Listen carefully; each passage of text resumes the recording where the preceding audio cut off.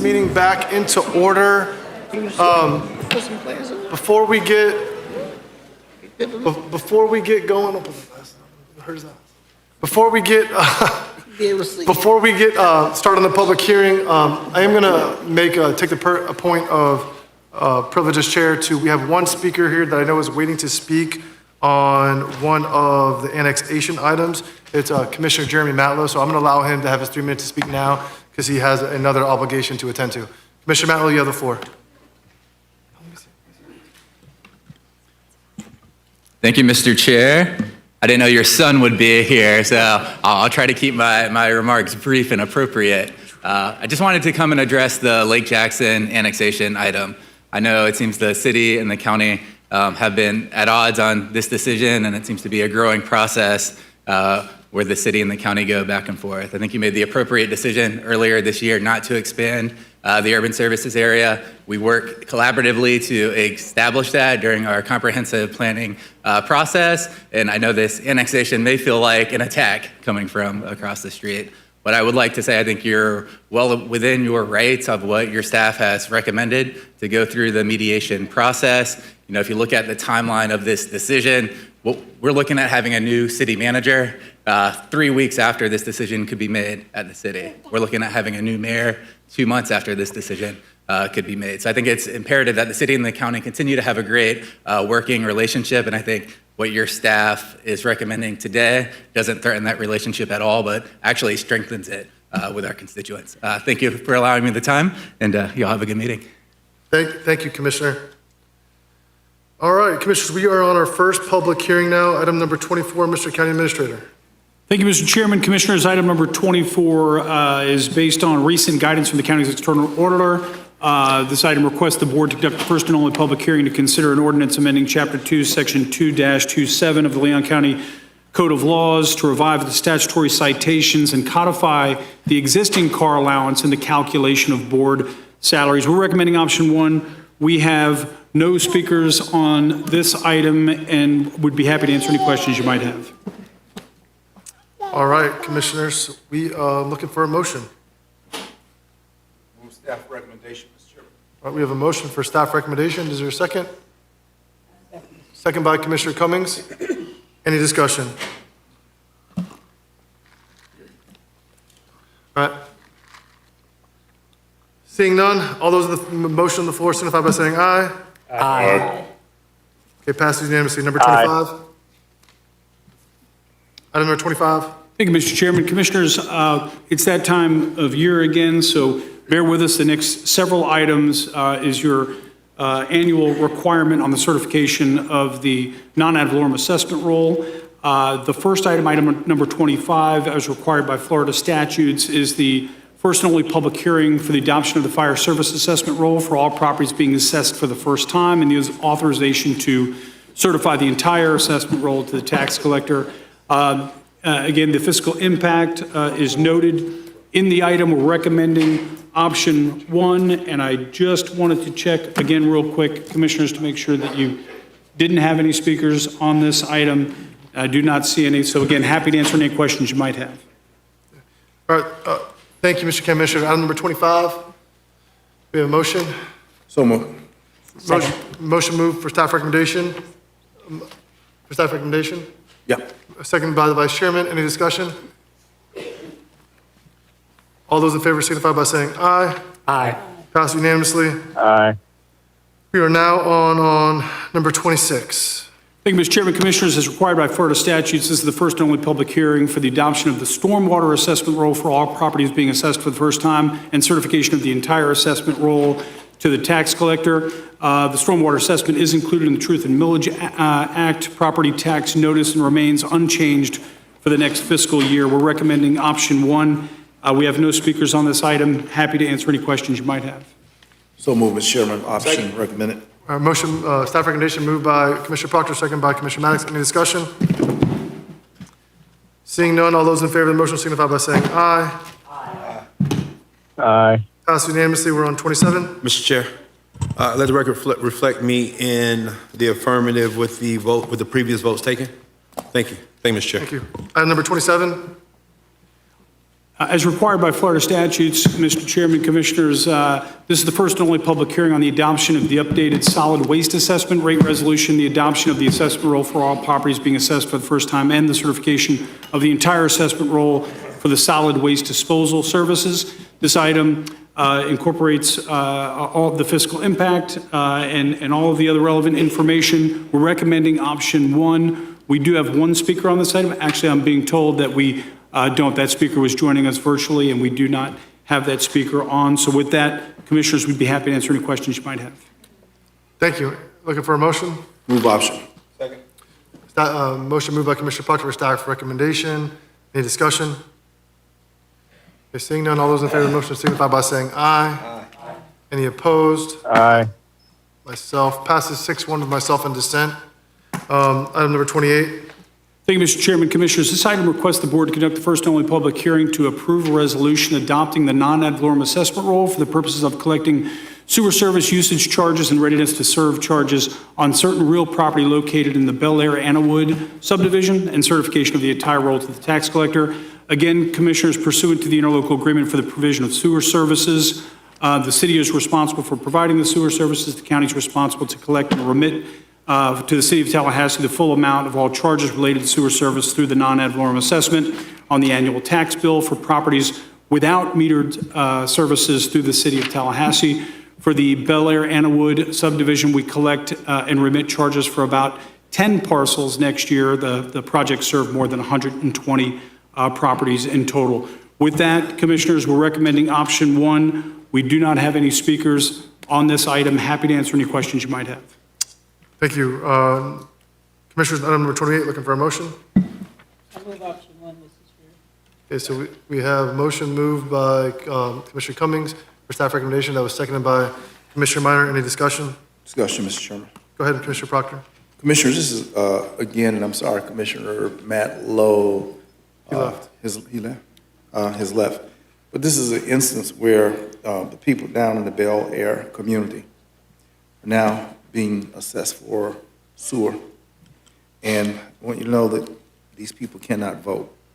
And as I look at on page, not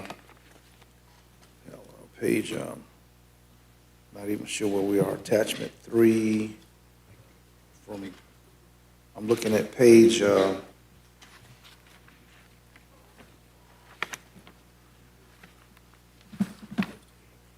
Yes, sir.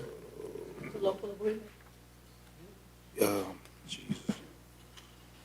I didn't bring mine. Anyway, I'm looking at a map, I'll just show it to you.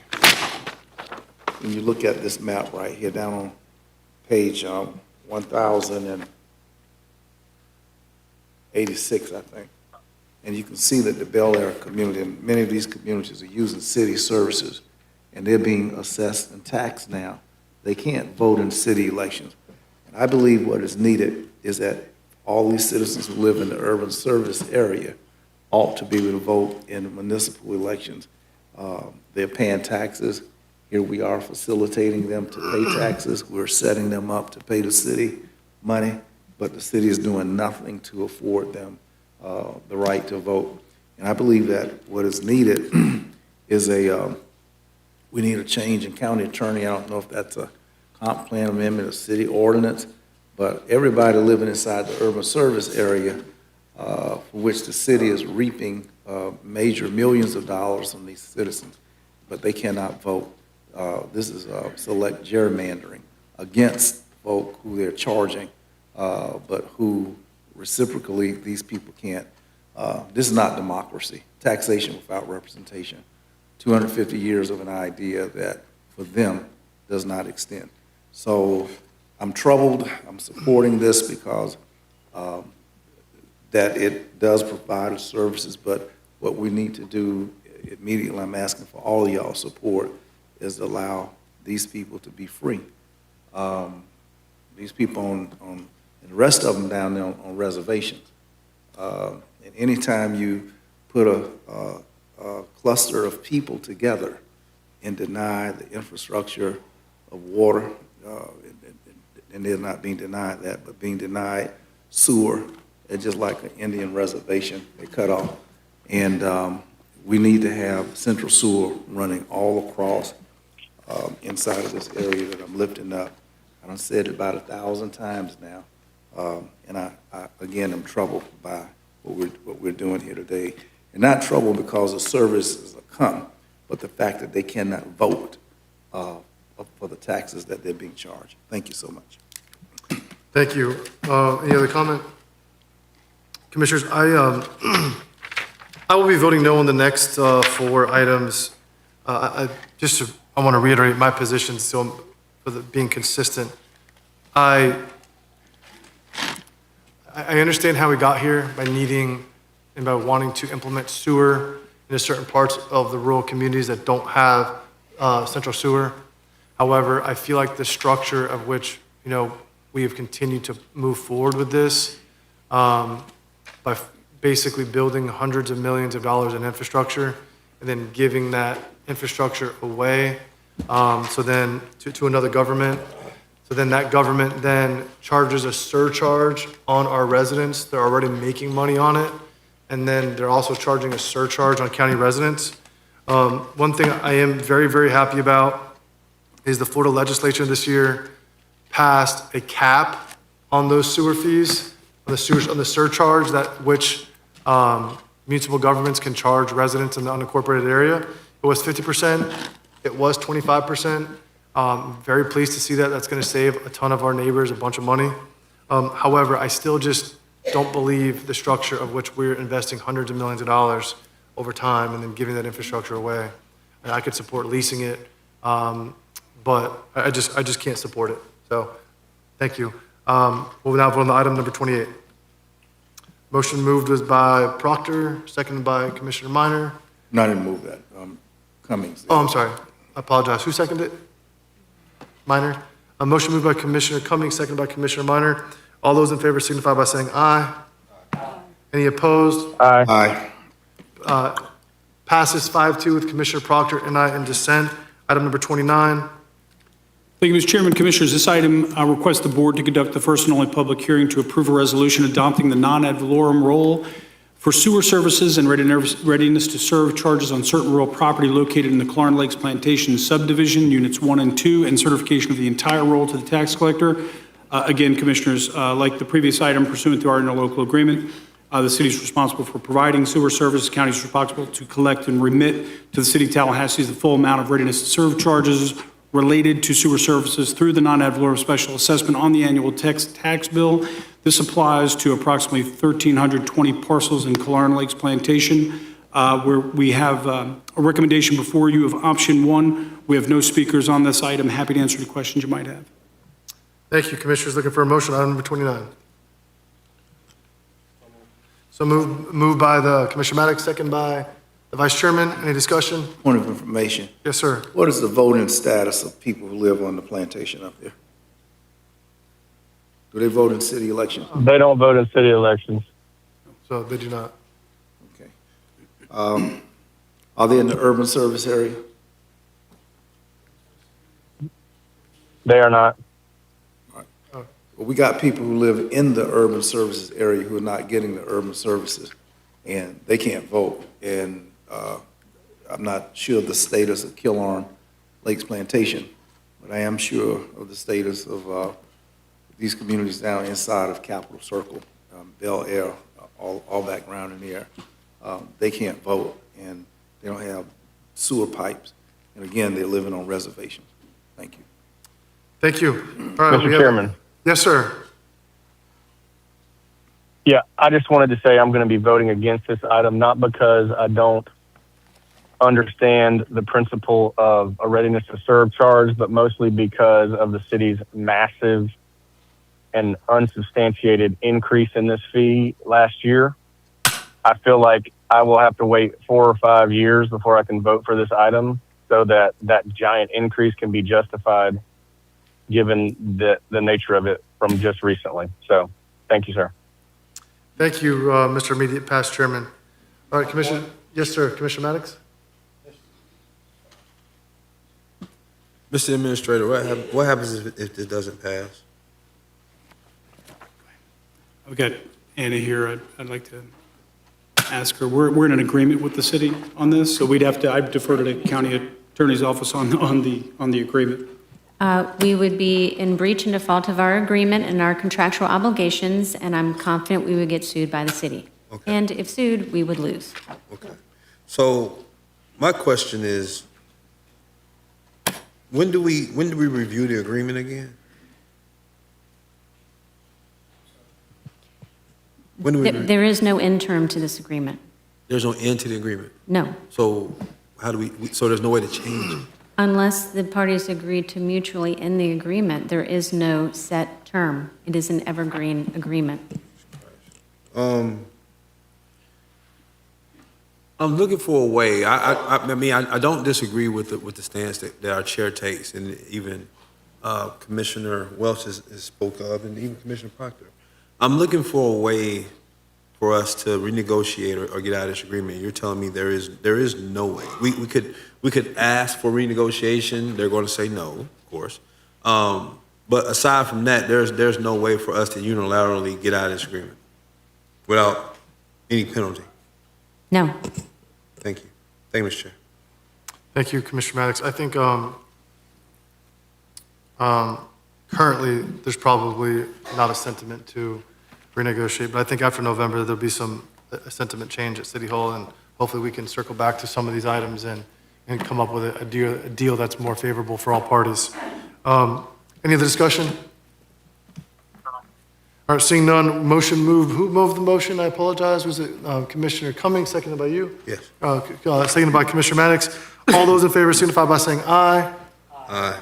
Any opposed? Nay. No. Commissioner Proctor, you in affirmative or negative? Negative. Okay, so it passes 4-3. Next item, Mr. County Administrator. Thank you, Mr. Chairman. Commissioners, this item requests the board to conduct the first and only public hearing to approve a resolution imposing non-ad valorem special assessment for the purposes of sewer surcharges and readiness to serve charges on certain rural property located in the Northeast Lake Munson Sewer System Project area, a resolution adopting the non-ad valorem assessment roll and certification of the entire roll of the tax collector. Again, we're recommending option 1 and option 2, and we have no speakers on this item. All right, Commissioners, looking for a motion, item number 30. Motion moved by the Vice Chairman for staff recommendation. Is there a second? Second. Second by Commissioner Maddox. Any discussion? All those in favor of the motion signify by saying aye. Aye. Any opposed? Aye. Nay. So it passes 4-2 with Commissioner Minor. Are you an affirmative or negative on staff recommendation on item 30? Okay, passes 5-2, and we're on item number 31. Thank you, Mr. Chairman. Commissioners, this item requests the board conduct a first and only public hearing to approve a resolution imposing the non-ad valorem assessments for the purpose of collecting the sewer service charges and readiness to serve charges on certain rural property located in the Woodville Sewer Phase 1 project area. The resolution adopting the non-ad valorem assessment and the certification of the entire assessment roll to the tax collector. We're recommending options 1 and 2, and we have no speakers on this item. Great, thanks so much, Mr. County Administrator. Is there a motion? So moved. Motion moved for staff recommendation. Is there a second? Second by the Vice Chairman. Any discussion? Discussion. Yes, sir.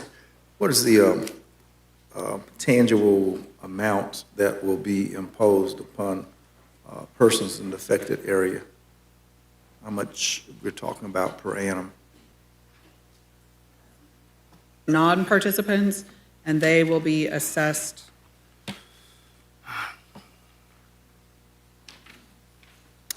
They will be assessed $378.90 for the previous fiscal year, plus the $469 for this fiscal year. And then the properties, the 3 that are connected are, they vary, and it's all on page 1376, but they vary roughly $1,200 for last year, and then $1,200 for this year, across the 20 properties. So why are they being retroactively charged? They are. So the properties that are connected, they pay from the date of connection through the end of last fiscal year, or through the end of this fiscal year, excuse me, and then they'll pay for next fiscal year. Everybody pays for next fiscal year as well. I'll defer to you, Mr. Chairman, go ahead. How much are they paying this year total? You know, I actually don't have that written down. So what is it combined? Oh, wait, hang on, I do. I think they're paying for last year and this year. They are, yes, they are. They are paying, the non-participants are paying $848 total, and then the participants, $400 total. Okay. Commissioner, probably don't want to steal your thunder on this. go ahead, go ahead. Go ahead. No, go ahead, go ahead, go ahead. So the participation fee to participate costs the property owner what amount? It'll be roughly $2,400 on their tax bill. And that covers the time of when they connected through the end of next fiscal year. So the grants that we're receiving from the state, we got money to put pipes in the ground, covered, done. The monies that we have to assist and to help persons sign up, in particular for the Wakulla Springs protection area, do we not have monies that would pay for the hook-in fee for these citizens, in particular in this sensitive area? It does cover not only the pipes in the ground, but it also does help the citizens, roughly $10,000 per citizen or per property that connects, as long as they connect during construction. But once the system is functioning and accepted by the city, at that point, it's the responsibility of the homeowner. So this is the responsibility of the city for the citizens of Woodville and what happens to them and not the county? I'm sorry, I don't understand the. So the city is large and in charge over the county citizens of Woodville. The city charges them for the sewer fees. So what happens to the amount that we have grant money to help them tap into the sewer system? Why are they still paying $2,400? The $2,400 that they pay includes the readiness to serve fee, which is a fee that everybody pays which covers the city's cost to maintain and operate that system so that it's available if and when those property owners choose to connect. Those properties, that usage fee that the city uses comes off of the property, and then they also pay the surcharge. Differ from citizens who live in Killorn's community. It's the same. All, The only difference with all Woodville, people are being treated alike who have sewer, whether it's Avondale neighborhood or the other neighborhood that won, or if it's High Grove or whomever. that's correct. So all properties that we collect for, so Bel Air, Annawood, Northern, they all pay the same fee for this coming fiscal year. Ville and Northeast Lake Munson, they pay the prorated share. Going forward, they will have the same bill. Connect, is it when the city is ready to operate, or is it when the signal's official connection? When is the goal? Absolutely. So for the properties that physically connect to the system, it is at the time when they physically connect and they no longer use their septic system is abandoned. For those properties that choose not to participate, at that point, it's when the city takes over ownership and operation and maintenance of the system is the date. All right, I'm gonna need to go, and I like Vince to go back and visit this offline and to re-up my understanding and to make sure that this is not onerous upon the citizens, which there's a fee amount occurring now that I had not anticipated clicking. And also there's an operational function, which I had not understood the city to have last word decision-making out here in the county when we put those pipes. And from my understanding, these are pipes the county paid for, put down, and then we have the city to operate and flow the materials to wherever it goes. And I just want to revisit this, Vince, somewhere down the road next couple of weeks. Thank you, Mr. Chairman. Thank you, Commissioners. I've consistently had an issue with this. We're basically charging neighbors for 2 years and 1 year. $2,000 in 1 year for sewer is a lot of money. Yep. A lot of money. Yep. And we're acting like these people down here are just affluent with cash. And I don't like that we're doing this. This is expensive. It's hard times. And I mean, inflation is creeping up on folks. And I feel like we could do a better job of managing some of these expenses. I don't know why we can't basically charge them 1 year, their normal rate for this year, and then catch them up on last year over a period of time. I think, it'd be a better way to look out for our neighbors, particularly on this issue. And Anna, by the way, you do a great job. I know this is not directly related to you. I'm just talking about the system and structure as a whole. So I'll be voting against this item as well. Mr. Vice Chair, I saw you were in the queue. Did you want to say anything? I like where you're going. Is there any option for us to do that, to say, when we send them notice, to offer to allow them to pay the last year over a number of years? No, the city tells us a number, and we have to impose and collect that amount. So the city could decide to do that, but the county has absolutely no authority or discretion to make that choice. When is the deadline for collection? It goes on the tax roll. Yeah. Commissioners, this is a barbaric structure. This is point blank a terrible structure. I don't know why in the past this was not bid out to other partners. I spoke to Talquin. They said that they would have loved to look and had a conversation related to providing sewer in an unincorporated area. The county could easily have visited to run our own sewer where we control the cost, but this is, I can't stand the fact that we are allowing another government to dictate how over it.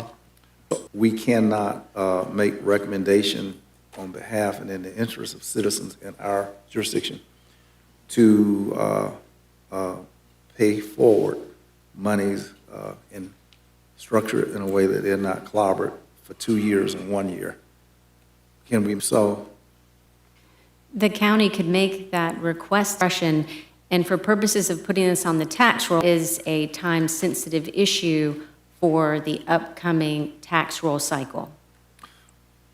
what is the total amount of funds from last year that they would be getting catch-up, dollar amount of funds that they would be paying catch-up, like, not for this year, but for last year, that they would be double paying this year? So they are paying, one property is paying $1,276 for previous year. One property is paying $1,093 because they had different times at which they. Okay, so there's 3 properties. If those 3 property owners have any financial troubles that the county would be able to, some way, be able to assist, and I'm just spitballing out loud. I understand that we owe the city money regardless, but provide some money for 1 year? Commissioners, not know of. Again, we treat all these users the same, connected to the system. And, I think it's easy because we don't want to revisit it, every time. Benefit of this service, dollars worth of value of going forward. I'm at a bit of a loss in terms of how we could reconcile that, because it really just reflects when they connect to the system. Yeah, in the spirit of treating them all fairly, though, some are not being treated fairly, some are paying for, so it doesn't feel like it's fair. Who moved staff recommendation? Who moved for staff recommendation on this? I did. You did? Okay. Commissioner Maddox, second. All those in favor signify by saying aye. Aye. Any opposed? Aye. So it passes 5-2 with myself and Commissioner Proctor in dissent. We are back to, thank you, Anna, by the way. We are back to general business. 18. Thank you, Mr. Chairman. Commissioners, very quickly, in terms of an introduction to actions at your June 16th budget workshop regarding the development. Following legal county attorney's office, the item also provides information relative to FY27 discretionary funding impacted by Senate Bill 1134, which prohibits local governments from and providing funding there. However, I do want to provide some clarification that the discretionary funds appropriated by the board will still remain in the tentative budget to allow the impacted organizations that are identified in the item to make changes and adjustments to their structure and programming to comply with Senate Bill 1134 prior to the January 1st statutory deadline. So I wanted to provide that clarification. No additional action is needed by the board at this time on that issue. There was just a couple of other outstanding, the clerk of the court on her budget, and we did so, and there are no changes recommended here. The item also says that are provided in option 3. You'll recall that back in 0 to 5 performance-based system, the board 1% raises without utilizing general revenue fund balance based on the values do the true uptick there of about $80,000 employee to board a performance-based system on that. With respect to anything else, Commissioners, again, the item is very comprehensive and reflects the actions that you took at your budget workshop. We're happy to answer any questions you might have, and I should note that we do have 3 speakers on this item. First speaker? Kimmy Hogan. I'm here tonight as the president for the Oasis Center for Women and Girls, and I'm just coming to work together to understand the impacts of Senate Bill 1134. We look forward to working with y'all to make sure that we're in compliance. So thank you so much. Next speaker, Dr. Jasmine Bryant. Okay, got it. Thank you. Stephanie Shoemate. Good evening, County Attorney. Just wanted to say thank you for the coordination and conversations we've had over the last couple of days with your county staff and working to get forward, and all of the things for to be is and y'all were embodied to exist. So, I see us give director. So if she could be here, she would. But we really appreciate the time, effort, and energy over the last couple of days from staff and commissioners on trying to navigate this forward. So appreciate it.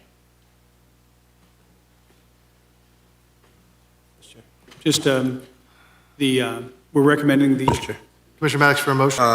If I could bifurcate the motion, the item, because I need to recuse my. Can a motion be for everything in option 1 except for funding related to Family Promise, or do I have to just do everything except for 1A?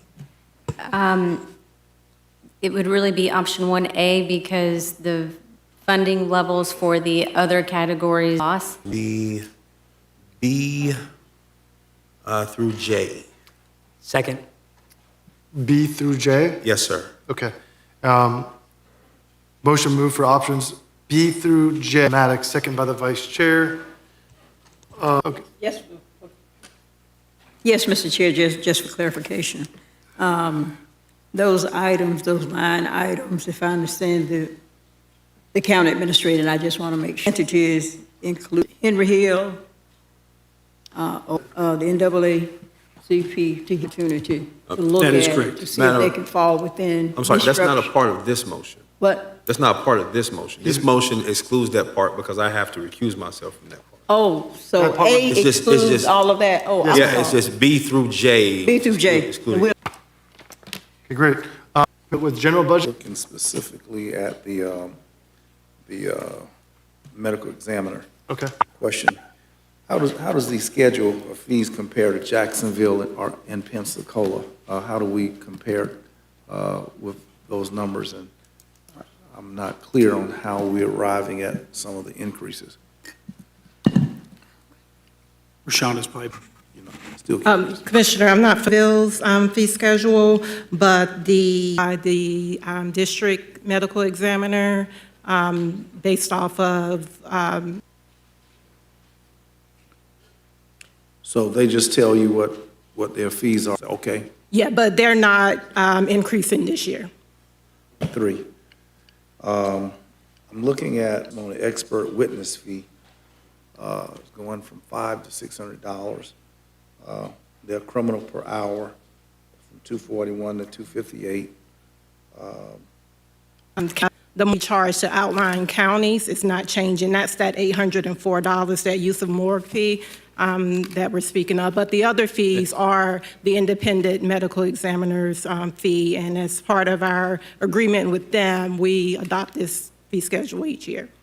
Well, I marked this up. We've got that in 3 places, and I think that more facilities is because once we pay, and you see the autopsy amount is going up, a couple $100, and the use of the morgue fee. Basically, we have county, so our costs operate at the outlying counties. Is this thing taking in more money than it puts out? No, sir. Okay, how do we catch up with that, and how do we charge more money for use of the morgue facilities? Well, it's based off, each year we do an analysis of our actual costs, that's our security costs, utility costs, the cost of operating the facility. So we do that analysis each year, and we charge out each county their share based off of the number of bodies. Because I'm built a new facility, and we've put our shoulders and we put our money on the line. And now, Commissioner, we don't have a library. Could we say that next year we won't have a morgue? I mean, if you're just going on things that sustain themselves, and we're undergirding a morgue that ain't, not paying for itself. One way we can cover that, and I don't morgue facilities, but we should be at $1,000. Just to address that, Commissioner Proctor's right. I just wanted to assure the board, during next year's budget process, this may very well be an issue that comes to you with recommendations to increase all those fees for the outlying counties. Well, yeah, we should not be upside down and paying for all the area counties. They need to be charged, and we can't carry all that. Could you elaborate so we're subsidizing? a We're cost not for other- subsidizing.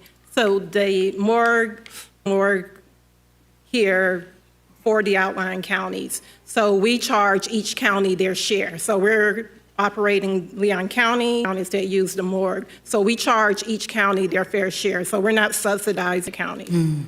We're upside down. Where we? We're not. We're not? No. So we pay counties for bodies that Gotcha. come into the facility. Gotcha. Is it a circuit morgue? Yeah, we're District 2. Yeah. Cool. All it's showing is the current charges. See, what we have before us, we don't know. We have and then what the new charge is going to be October 1 of this year. And there's some incremental increases there. But in terms of loss, revenue taken in this area, expenditures, whether we've taken in more than we've put out, that's not showing.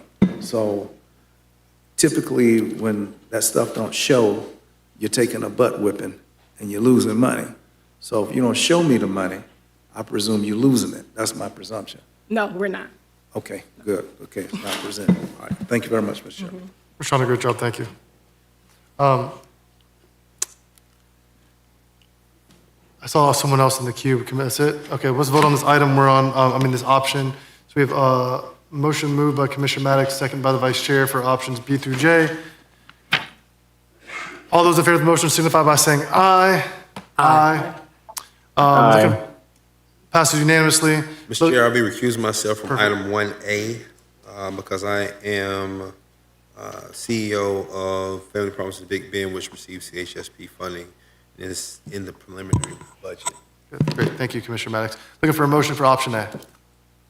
So move. Moved by Commissioner Minor, second by Commissioner Cummings. Any discussion? Mr. Chairman, Commissioner Minor's in the queue, Commissioner Proctor. Okay, I'm sorry. Okay. Thank you, Mr. Chairman. Yes, move option 1A. I've had a lot of discussions with the leadership of the Commission on Status of Women and Girls about how the effects of SB 1134, if you all may remember that we have an enabling resolution jointly passed between the city and the county that creates the Commission on the Status of Women and Girls of Leon County. We had a lot of discussions with them. This is, with the new anti-DEI legislation, now statutes, it's really confusing. There's a lot of ambiguity there, trying to figure out exactly what the implications are. And we just need more time for the CSWG leadership to talk with the county. I don't think this has to be part of the motion, but I just want to acknowledge that there's a lot more work to do, just trying to understand exactly what the interpretation of the statutes related to 1134 poses for us, and basically, we need to continue to assist them on determining the options for them. So we don't need to put that as part of the motion, but I did want to make that part of the record, because it's, if there's something that might need to be adjusted, changed, I'd expect that would be able to come back at the next county commission meeting. Is that correct, Mr. County Administrator? I don't know, Mr. Chairman, Commissioners, I'm not sure if it would be at the next commission meeting, but there is time, again, until the January 1st effective date. And so presumably, we'd have that time to work with the organizations to find a solution to that, should one exist. And I know that our county staff have been working with them already, and I'm very grateful for that. I'm assuming that assistance will continue, but just wanted to point that out. Thank you, Mr. Chairman. Thank you, Commissioner Minor. Commissioner Proctor, O'Keefe, and Cummings. Mr. Chairman, I wanted to inquire that option 3 is a part of A. I'm gonna take them all up individually. Oh, and, okay, we'll come to that. So what are we looking for in general? Yeah, I'm asking, what are the elements of A? That's basically the entire budget, line item budget. Is that correct? Let me say then, understanding its context, I'm well pleased with what our staff has done this year. I'm well pleased with what our staff has listened to, and with respect to our future goals and navigating those courses. I think no doubt that looking at yonder's next year cloudy waters, and we'll know better in November rather to just how much to panic. But with respect to this year, I want to compliment our staff for taking out a sharp pencil and making sure that we're tight and right. To note also that per the law of the state of Florida, we're required to have a balanced budget. And one of the things which the Amendment 3 does, it will place us into waters of uncharted, unbalanced. And on the numbers that we're using this year, these numbers will not sustain and will not keep pace and will not keep up the services of which we're undergirding. And I think that it's okay for us to contemplate looking at these numbers right now. These ain't the numbers that can fill the void if Amendment 3 is actually passed. So I am concerned. I take a deep breath. I hope that the future will not bring us to a different kind of look But for this 1 year, and that's all we're charged to do, 1 year at a time, is to balance the budget and to flow resources and distribute it across our community as positively, as effectively as we can. And Commissioners, I want to commend you all. It ain't been easy. Mr. Chairman, you've led us to the product that we have tonight, and I hope that our citizens can appreciate the magnitude of the work. And also just a caution that we will be very challenged to ever to replicate this performance in the future under the austere recommendations of a proposed Amendment 3. Those things being said, Mr. Chairman, you're going to go through 2 and 3 separately. I'll keep the rest of my gunpowder dry. Thank you. Thank you. Mr. Vice Chair, then Commissioner Cummings. Thank you, Mr. Chair. I want to clear up my understanding. It was said that regarding funding the Council on the Status of Women and Girls, we don't have to make any changes or decisions until January 1st.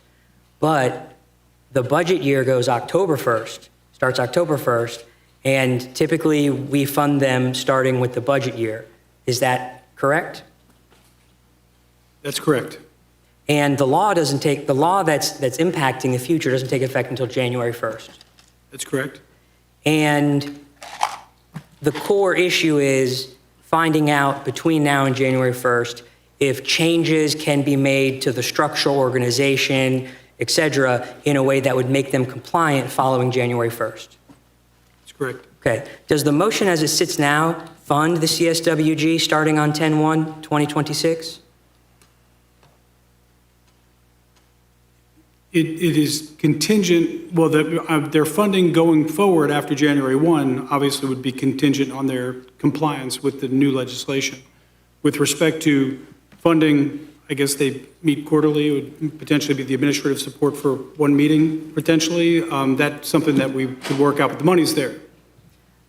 But it's not specified to CSWG as current, as at the moment. It is. It We have is. that money identified. Nothing's changed in the existing budget. So if we vote on this motion and exactly the same thing comes back at our September hearings, on 10/1, CSWG is going to start getting their funding, and the only change would be on January 1.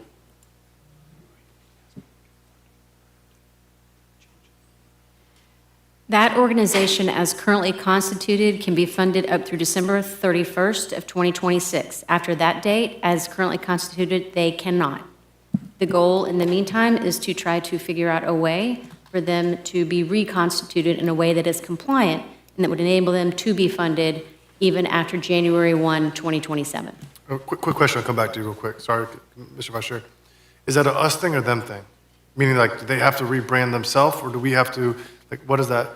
The CSWG is a creature of the city and the county. So the current enabling resolution that was adopted by both the city and the county will be void as of January 1 of 2027. So if they are to continue to be an advisory body to the county will have to take action prior to January 1, 2027. Okay. Thank you. Point of information, I'd just like to know how many such organizations stand in that same posture. Let's come back, let's Yeah, come back. yeah. Let's go, I still let wanna him, know. That needs let to the be Vice looked- Chair finish, that needs to be and then we'll go to the Commissioner Cummings. But I think this is worth, having a conversation maybe at the end of the meeting. Thank you, Mr. Chair. The reason I want to be so specific is because my understanding from the agenda is at our workshop that we're ratifying, CSWG was pulled out of the discretionary amount based on the idea that they would not be in compliance. And now we're having discussion that we're ratifying the budget from the workshop. We know the money's still there, but I was pretty sure we would need to put in the motion that we want the money there for CSWG to start on 10/1, and then it can change it as it needs to, or it dead ends on December 31st. No, we weren't seeking that. We were going off the ability that we've got the money there. Should we get them into proper posture, and also working with the county attorney's office, again, if we didn't need to make any changes prior to January 1, the money would be available to Perfect. to pay them. Thank you. Mr. Cummings, thank you for your patience. Thank you for your patience. You're recognized. Thank you, Mr. Chair.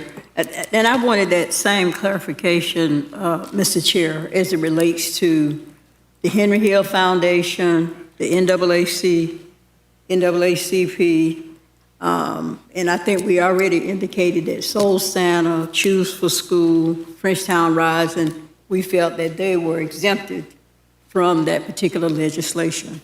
But is the posture now that we're going to go forward and allow those entities, Henry Hill, NAACP, to see if they can restructure to fall within the parameters of the legislation? Or are they excluded, Madam Attorney? What I would say, based on the current usage of that funding that the county provides, that funding would not be permissible. But just like with CSWG, staff is talking with these organizations to figure out if there is a way to fund them.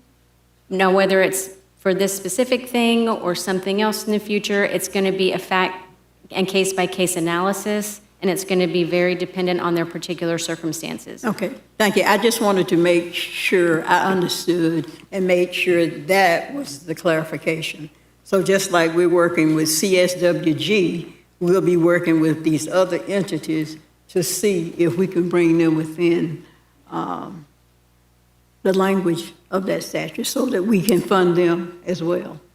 And I know initially we had an exclusion based on our initial interpretation, Mr. County Administrator, of that statute, but I appreciate the input of you and staff and the flexibility to give entities the opportunity to see if restructuring is possible so that we can continue the funding. So I appreciate all the work of staff and, you know, the input of individuals that have come and spoken to us from the various entities too, because, you know, we don't really want to exclude anybody. But on the other hand, it's a balance, and we have got to adhere to the law. We don't want to blatantly violate, even though we might not agree with it, we have got to, as elected officials, we've got to make sure we abide by the statute. So thank you. Thank you, Mr. Chair.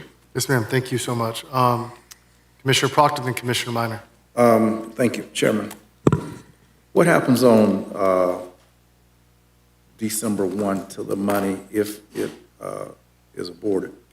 What happens to the balance of the money that has been aborted after 2 months and it has 10 months to go? Does it automatically revert to the general fund? Yes. Okay. I think that as a matter, and walk with me, Commissioner O'Keefe, as a matter of accounting, if all of these folk get cut off at the knees, we should have our board should have a report of what monies are there, what monies is unspent, and we have to redirect the urgency of demands, where will we be redirecting, distributing these dollars. So we just can't let it, you know, something for CSWG end up being spent on Turtles in Lake Jackson. No, we've got to find something similar, close to the programmatic thrust with which they were doing, I think. So I wanted to put that out there. Number two, and I wanted to know how many organizations are similarly situated as CSWG, and you have an inventory of those. Okay. Yes. In our review, very few. Again, as included in the agenda item, there was only about 3 organizations, and you have to consider too, especially through the CHSP process, we fund lots of organizations, and where we determined that their programs were already consistent. And where our evaluation, again, was important, that we looked at everything that we funded, but we couldn't tell you how many dozen other programs there are that we found to be consistent currently, and with 1134. The only ones where there were questions are the ones that we identified. Okay. Well, I believe that it's not premature to create a boilerplate or some generic model with which the conversion of language can occur, and that we're helping to facilitate that conversion of language that is no longer legal to modified language that is legal. And I think that we need a generic boilerplate model to go by. I want to ask commissioners, and I know this could come up under my time, but I heard someone say this weekend that maybe for a time such as this, that there are those who ought to do something, to say something, and to do good. And I wonder to what extent and what role do constitutional officers, do they lay low, say nothing about Amendment 3? Is this something collectively that we all who are going to be impacted by it, unify opposition? I'm not ashamed to tell y'all, I asked the governor to withdraw Amendment 3 last week. It would be nice if, I don't know, if we could ask the governor to unify it, joint letter, all these other constitutional officers, but every man lays down at night to sleep for himself. I did what would allow me to sleep well. But are we going to just, in silence, and silence is the best corporate response that we have to something that one man and cronies are getting together. That's a part of what the undergirding essence and theme has occurred beginning of this meeting, from ICE to secret cameras to flop cameras. Everything is matching to say this uncertainty that's coming from crude mindsets, crude spirits, visions. And I think, commissioners, that I don't know how y'all feel, but I believe that that our constitutional officers should not lay low. And if we're going to fight, what is the fight? What is the game plan? What can we do? Is fact involved in this? Those are the big questions tonight. I mean, what we done, we could tie a yellow ribbon around it. Thank you, Vince. Thank you, Chess. Thank you, staff. You done your part. We're ready for 26-7. But what the legislature is throwing flaming arrows at us, to burn our house down, to burn our local governmental institution down. And we're going to sit in silence as our best response. Commissioner Proctor, the county attorney wants to chime in real quick. I would like to reemphasize to the board that there are some statutory constraints on the ability of the county or anyone speaking on behalf of the county to weigh in on anything that's going to be on the ballot. And I've talked about this before, this all is derived from Section 106.113 of the Florida statutes. I sent you a memo with some information about that. So I would ask that if you are thinking of doing something and you would like to talk about whether that would run afoul of that state statute, that you please give me a call. Can I respond to the county attorney? Of course. Madam County Attorney, I heard what you said, and I heard what Attorney Cummings said. I heard Dr. Martin Luther King said that bad laws should not be obeyed. And civil disobedience is when you recognize that bad laws are set up, the kind that say people can't vote because of their color. They can't go to a school, they can't buy a house because of their color. There's some things that are inherently morally inconsistent with the spirit of what was celebrated last weekend, Declaration of Independence. Boston Tea Party was not supposed to happen had they followed the law. They would just pay the taxes and be damned by English rule, colonial rule. But at some point, laws that subvert the autonomy of people, when laws oppress, suppress, and repress people, that law needs to be dealt with. It needs to be changed. So I'm aware of what the county attorney said, but we are fundamentally altering and losing the autonomy of home rule. And then we're being, by law, voluntold that we can't speak to what is the most constitutional of purposes of why we exist, and that's to set the local property taxes. This is our job. The rest of this stuff is superfluous to what is really our job. If we did nothing else at CSWG and all the rest of that, all of that is just other stuff. Our job is to provide a balanced budget, pay for state attorney, public defender, tax collector, and all the rest of them in the jail. When we do that, we done our job. We don't even have to meet no more this year. Commissioner Proctor, I need to go to Commissioner Minor, other commissioners in the So, queue. Mr. Chairman, as I wrap up, I am saying that we're at such a fundamental place right now that on the issue of taxes, we're just gonna get it snatched from us, and then we told it's illegal for us to comment on what is our job, and that's what we do, tax. And we can't talk about that. I disagree with that, and if anybody wanna stand against that, I'll be standing, but I'll be doing so if alone. Thank you, Commissioner Proctor. Commissioner Minor, then we're going to vote on this item. Thank you, Mr. Chairman. I just, going back to CSWG, I was just reminded that the CSWG contract with the county and with the city ends on September 30th. So that complicates things in terms of the timeline here. So we've got to help them resolve the structural non-compliance with the statute related to 1134, as well as figure out how to continue that contract past September 30th. So I see the county administrator nodding his head. That's some pretty severe calisthenics, but do you feel that that is something that's doable? Our next regular meeting is September 15th. Yes, yes, we'll jump right on it. We just didn't want to presuppose too much. Yes, it is a body that's enabled and created by the city and county. However, again, we do respect that they've got their organization, and we needed to engage them on what their, organization would look like after this. And so, but if that is their desire to continue to be organized under this enabling resolution going forward, that sort of thing, we can quickly make the changes that are necessary, with their agreement, hopefully, to be consistent with the statute. Okay, sounds good. Again, I appreciate staff working on this so closely with the CSWG. It's been very time-consuming, I know, but a part of it has to do just with the ambiguity of the statute. So really want to thank everybody for their assistance, and looking forward to what we see in September. Thank you, Mr. Chairman.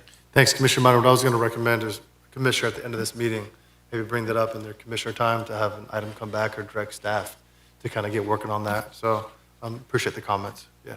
All right, Commissioners, we're voting on options 1A with Commissioner Maddox has a conflict, so he's recusing himself. All those in favor of the motion, who moved the motion? Commissioner Minor, who seconded it? The Vice Chair. Signify by saying aye. Aye. Any opposed? Aye. Passes 6-0 with Commissioner Maddox recusing himself. We are now on, we're still on the same item, but we still have to take up option 2. So schedule the first and only public hearing to consider an ordinance amending the Leon County. Okay, we have looking for a motion on option 2. Move option 2. Second. Motion moved by Commissioner Minor, second by the Vice Chairman for option 2. Any discussion? All right, seeing none, all those in favor of the motion signify by saying aye. Passes unanimously with Commissioner Maddox outside of the chambers. We're now on option 3. Commissioner Proctor. Mr. Chairman. Option 3, I like to move 4% across the board. Unless County Administrator can say that we can tolerate a 5% this year. Okay, so we have a motion moved for, Let me ask a point of information. Can our budget space provide for a 5%, Ms. County Administrator? Rashonda to come on up and tell us. We would probably caution that. We know that we can do this. There's still budget balancing that happens right up until the end of the year. For example, what enabled our ability to do the 4% is a decrease over our budgeted expectation relative to employee health care. We still have other costs that might increase by the end of the year, DJJ, Medicaid, a few others. So it's a constant balancing. I could tell you that we can do 4. I'd have to defer to Rashonda about anything beyond that. So we could do 4 without using any reserves. 5, we would have to use some fund balance. But we can cover 4 in the budget without using fund balance or reducing expenditures other places in the budget. Right. Chairman, I move that we do an across-the-board 4% for fiscal year 26-7. Okay, we have a motion. Okay, motion moved by Commissioner Proctor for 4% employees across the board raise, second by Commissioner Cummings. I have Commissioner Minor, then the Vice Chair. Commissioner Minor. Thank you, Mr. Chairman. We've had a similar discussion about this for at least the last 3 years. Do we do an across-the-board salary increase, or do we do a performance pay increase, from 0 to 5 with a either 3% or 4% average? I've said the same thing the last few years. I really do support the performance pay increase. It's a really effective supervisor's tool to reward the folks in your department, in your team that are really working hard, that are doing, an A+ job. That's a tool that you really need to use. And we haven't been using this for at least 3 years, if I remember correctly. We've had across-the-board increases, and our staff are incredible. I've said this many times. I've worked as a consultant for many governments over the years, both local, state, and federal. The staff that work at Leon County government are among the best I've ever seen. They deserve a raise. They deserve this type of recognition, but it's very important for managers and supervisors within departments and teams to have that as an extra tool when it comes to rewarding the star performers and making sure that they feel like they are appreciated by Leon County. They're encouraged to stay at Leon County. And I think that's as someone who's been a manager, who's supervised teams, who has had a say in salary increases, performance pay increases, it's a really important tool. So I can't accept the motion on the floor. I hope that if this does fail, that we'll consider doing the 0 to 5 performance pay increases with an average of 4%. Thank you, Mr. Chairman. All right, Mr. Vice Chair. Thank you. Our employees certainly deserve this and deserve more. The reason I opposed this when it came ahead of this to come here is if we don't do this, our standard is 3% average merit pay. So I want to be clear, not supporting this doesn't mean we would do any raises. It means we would do standard average of 3% on merit. But we are in advance of property tax funding significant changes. We're freezing non-essential hiring. We're freezing any absolutely non-critical travel. And we're taking these preventative measures. And I think in a year when we are establishing with constituents and Florida voters that we take their costs seriously, that we all stay on our standard policy and not increase, even though our employees do deserve it. Thank you. Thank you, Mr. Vice Chair. Commissioner Proctor. Mr. Chairman, Commissioner Minor has thrown up that argument he's talked about. And what we don't need our managers to do is what we do need to do is to put a flat rate increase, because regardless of what managers individually perceive or think of employees, it's a morale crusher to single out all of that. And gas prices for all the employees alike at the pumps, they face the same Publix. Daycare, the same thing. That's what we've been trying to carry folk and lift them above the affordability crisis. And we continue to say that Leon County's government performs at a very high level. And we don't say, well, Vince Long does and Ken Morris, but Matt don't be doing nothing, and some other jokers back over there in the corner, they don't do nothing. But I like in the fall, he good. We ain't gonna do that. So I hear you, Mr. Minor, but this is a family. And when Christmas comes, you don't give one of your girls, 10 baby dolls, and the other one don't get nothing, or she get 2. So that's how I see it in the spirit of family. And as I look at the increases for Leon County constitutional officers and the salary formula under Chapter 145 of Florida statutes from 1985 to 2025-26, each one of the county commissioners, and I know well that I've worked harder than some of you all. I think you had a good year because you brought millions of dollars from the federal government. Should you get more? Cummings ain't brought no money from the federal government, ain't brought none from the state. Should she get a raise this year? What did Nick do this year? I don't know. But it's not based on that. All of us is gonna get the same goddamn thing, you hear me? And it ain't enough. All right, Right. Commissioner. Commissioner, we hear you. We want the 4% raise. So, Chairman, when I look at this thing from 1985, from the supervisor election, tax collector, county commissioners, school board members, and some of them ain't did nothing. That's why they ain't get reelected. Can't get reelected, ain't done nothing. But they still get paid the same increment. And that's what I'm saying, that uniformity. Y'all would nut up if I actually got paid commensurate to how hard I work, and you didn't get the same thing, right? That's what I'm saying. Thanks, Commissioner Proctor. Okay, we have a motion on the floor for a 4%. Commissioner Welch, you If I want to got chime in on paid my this? value, y'all wouldn't be able to pay y'all. Shit. Commissioner Welch, you want to talk on this item? They'd be paying me like Vince. Thank you, Mr. Chairman. I'm going to stay consistent on this item. I appreciate Commissioner Proctor's hard work and agree he should get paid more. But that to me is performance pay. So I'm going to stick with support for performance pay. And again, I think that this issue cannot exist on its own. It has to exist in the light of our future potential tax revenue shortfalls. To our staff, I want to reiterate that I support you and I think you are great. I'm trying to save your jobs as opposed to potentially having to cut them. Thank you, Mr. Chairman. Thank you, Mr. Immediate Past Chairman. Mr. County Administrator, I think we need to start something in November for the next chairman.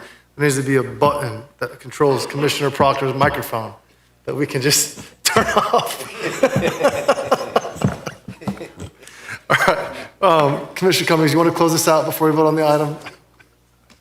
Thank you, Mr. Chair.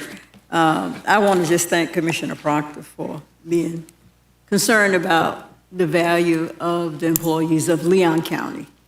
And I think at some point we have to recognize that we are all here. Day to day, we have staff day to day that does exceptional work, that does great work. And every time we are on this dais, Mr. Chair, we commend every agenda item.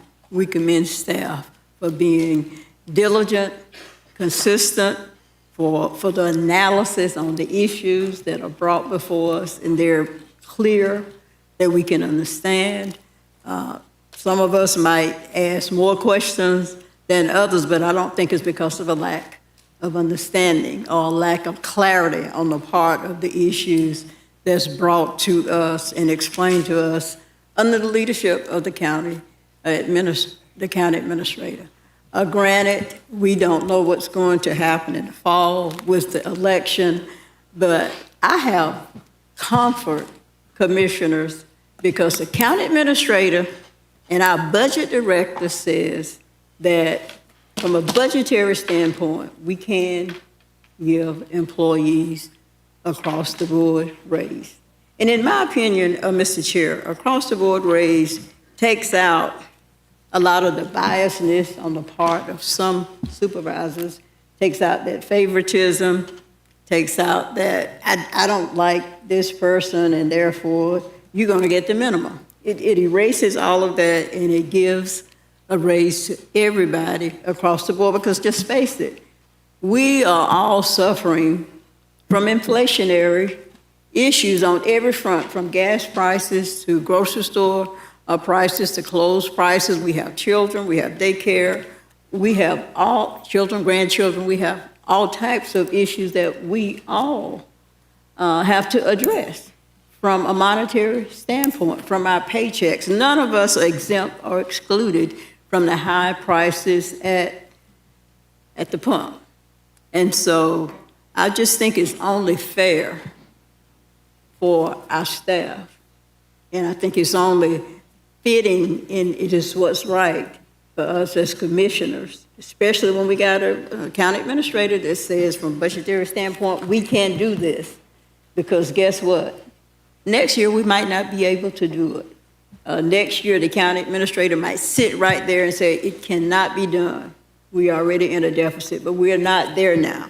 So I support the motion on the floor, Mr. Chair, and I just implore the other commissioners as well to put your money where your mouth is. Amen. You praise our employees, so let's show them how much we really appreciate the hard work that they do on the scenes and behind the scenes as well. Thank you, Mr. Chair. Thank you. All right, Commissioners, Commissioner Meyer, brief, because I was going to take it to a vote. Quick, Rick. I put my money where my mouth is, but I also, with experience that I have with managing people, it's really important to be able to recognize the folks that are doing extremely well and to motivate the folks that might need a little bit of encouragement with that paid performance. So, listen, I have a different perspective than you do. That's just is how it is. But I hope there's, to say put your money where your mouth is, I find that a little off-putting. And I have a different perspective than you. That's fine. We are elected here, 7 of us, with diverse views, and that's how it's supposed to work. Thank you, Mr. Chairman. Thank you, Commissioner Minor. We're voting on the item. Appreciate everyone's comment. All those in favor of the motion moved by Commissioner Proctor, second by Commissioner Cummings for option 3, signify by saying aye. Aye. Any opposed? Nay. No. Okay, passes 4-3 with Commissioners Minor, Commissioners Welch, and the Vice Chairman in dissent. Any other action related to this budget, the budget item before I go to the next agenda item? Seeing none, we're going to go to the next item now. Mr. County Administrator. Thank you, Mr. Chairman. Commissioners, this item before you seeks board authorization to submit a formal objection to the voluntary annexation petition from Mossy Head LLC for 3 parcels at the intersection of Tram Road and Capitol Circle Southeast. As detailed in the analysis, Commissioners, the proposed annexation does not currently satisfy the statutory compactness requirements and warrants formal objection proceedings under the interlocal agreement between the county and the city for annexations. As required by the interlocal agreement, this annexation petition is being brought to the board prior to the City Commission's public hearing on the petition, tentatively scheduled for September 9th. The item recommends the board authorization to file a formal objection in order to engage in discussions with the city prior to their public hearing, and if unresolved, proceed to mediation. The county attorney and I are available to answer any questions you might have. We are recommending option 1, and I have 1 speaker card on this item. Thank you. Before we get to the speaker, Commissioners, I want to say this. The next 4, we have 5 more agenda items. 4 of them are pretty meaty. And so, Commissioners, here's what I would like to be able to get through these items. I want everyone to feel heard. Let's be very efficient with our comments. If I feel like we're not moving the needle on debate, I'm just going to take it to a vote. So, I know these are very important items. I know a lot of our neighbors care about them. I know some of them are very important to some of our commissioners. However, I want us to be able to move these items forward. And then I know we have important topics to discuss in commissioner discussion as well. So let's just make sure we're being efficient. Mr. County Administrator, go ahead. Thank you, Mr. Chairman. Commissioners, the only speaker on this item, Robert Volpe. Thank you, Mr. Chair, Commissioners. Mr. Administrator, could we put the image of the site up on the screen? Or please state your name and address for the record. Yes, Robert Volpe, Holtzman, with the law firm of Holtzman Vogel, 119 South Monroe Street, on behalf of the applicant. On behalf of the applicant? The applicant, Mossy Head LLC. Commissioners, while they're pulling that up, I will keep my comments brief. This is 18.5 acres inside of Capitol Circle at the intersection of Tram Road and Capitol Circle Southeast. Is well inside of lands that are in the city. It has access to public services, to city services. It's in the urban service area. The county and the city have a history of cooperation on voluntary annexations such as this. This parcel, or these 3 parcels, like I said, 18.58 acres. There is a 0.17 acre parcel up in the northwest corner of this property that is owned by an individual that inherited that from an estate. The property owner has been working with them on a possibility of acquiring that. That is the reason for the recommendation, that it creates this single parcel that has frontage on a county road. It is not interfering with the provision of services. It's not interfering with any other issues that the city would provide. Typically, if you had maybe a different situation where there was a full enclave where it surrounded a piece of property or where there was interference with providing of services, that might be a different scenario. But in this situation, we're inside Capitol Circle in the urban services area, and your process provides for a discussion, I guess a meet and confer between the city attorney or the city manager and the county administrator. It provides for, after that, mediation, which would be paid for by the county and the city. Really, we believe that's an unnecessary delay in this process, and I would ask that you approve option 2, which is to not object to this annexation. Thank you. Thank you. Mr. Maddox. Yes, thank you. Mr. Chair, I would ask that we waive the rule to make a motion before discussion for this item. I'm happy to do so just for this item, though. That's fine. Okay, That's cool. fine. So we have a motion to waive the rules by Commissioner Maddox for item number 19, seconded by Commissioner Minor. All those in favor signify by saying aye. Passes unanimously. Commissioner Maddox. Madam Attorney, now, as I understand it, the objection to this item and the next item are the same? Elements of them are the same. So in this particular application, it only is the creation of one pocket. There are multiple enclaves and pockets created in the next petition, and there is a question about contiguity in that one as well. Gotcha. So this is the sole issue of concern with respect to this particular application is this pocket. Gotcha. Madam Attorney, as we interpret the rules and things that have to be checked off, is there any wiggle room there in those? Because as I think about it, you know, just as when everybody's satisfied, when everything is satisfied, we sit up here and we say, well, we can't object to this annexation because they've checked all the boxes. If things aren't satisfied, as I understand it, then we could be sued and go to mediation and stuff as well, right? How does that work? Because I'm struggling here, and the reason I asked for a discussion without us actually having a motion is because I'm struggling with the fact of, I understood what Mr. Volpe said. I understand completely what you said and where you're coming from, but it still doesn't satisfy, even with that piece missing, and the fact that they don't own it doesn't change the fact that it does not satisfy what needs to be satisfied in order for it to qualify with our standards of what's allowable for annexation. Yeah, so there are statutory criteria that have to be met for a voluntary annexation: reasonable compactness and contiguity. Now, as is not necessarily unusual, the statute is not a model of clarity about what reasonable compactness means. But the term compactness is defined as a piece of property in a single area, and it precludes any action which would create enclaves, pockets, or finger areas in serpentine patterns. Any annexation proceeding in any county in this state must be designed in such a manner as to ensure that the area will be reasonably compact. Now, 3 phrases were used: pocket, enclave, and finger areas in serpentine patterns. Okay? Enclave and finger and pocket all can't mean the same thing. The only one of those terms that are further defined in this statute is enclave. But the term pocket has been defined in case law to mean a small isolated area or group.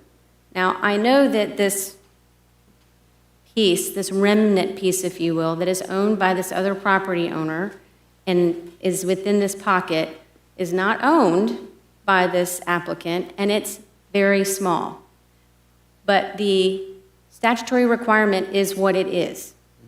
Now, what is before you now is as authorized in the interlocal agreement between the city and the county. If we identify that there is a potential statutory problem with the petition, it triggers this informal process to meet and confer, and if that doesn't work, to go to mediation. Now, to be very clear, this is not a veto. The board does not have the authority to veto this annexation. All it does is provide the board with an opportunity to either say, we don't object, we recommend changes, or we want to object and go to the informal meet and confer and potential mediation process. If none of those work, and there are timeframes in the interlocal agreement. This is not an indefinite delay. The interlocal agreement provides how long those processes can take. But at the end of that time frame, even if we still haven't reached consensus on whether we think it meets this compactness requirement, they can still go ahead and vote to approve this annexation. Then it becomes an issue of whether somebody wants to formally litigate it. Whether it's us, whether it's somebody else. And we would not have, I mean, we would have raised the legal objections that we are permitted by law to raise, and we would engage in the process we are authorized to engage in under our interlocal agreement. That's the only thing currently before the board. Mr. Chair, I've been uniform on this, and I can't. Could you repeat that? Yeah, I've been uniform on this, Mr. Chair, and it's been times that Commissioner Proctor has brought up annexation and others up here brought up annexation. We even had folks in our constituents come and speak on annexation, and when they've said that to me, or what I've said to them, and I say all the time, is that if everything's checked off and it satisfies the letter of the law, and we have no right to object, that I've always said that we can't move in that direction because we don't have any right to object.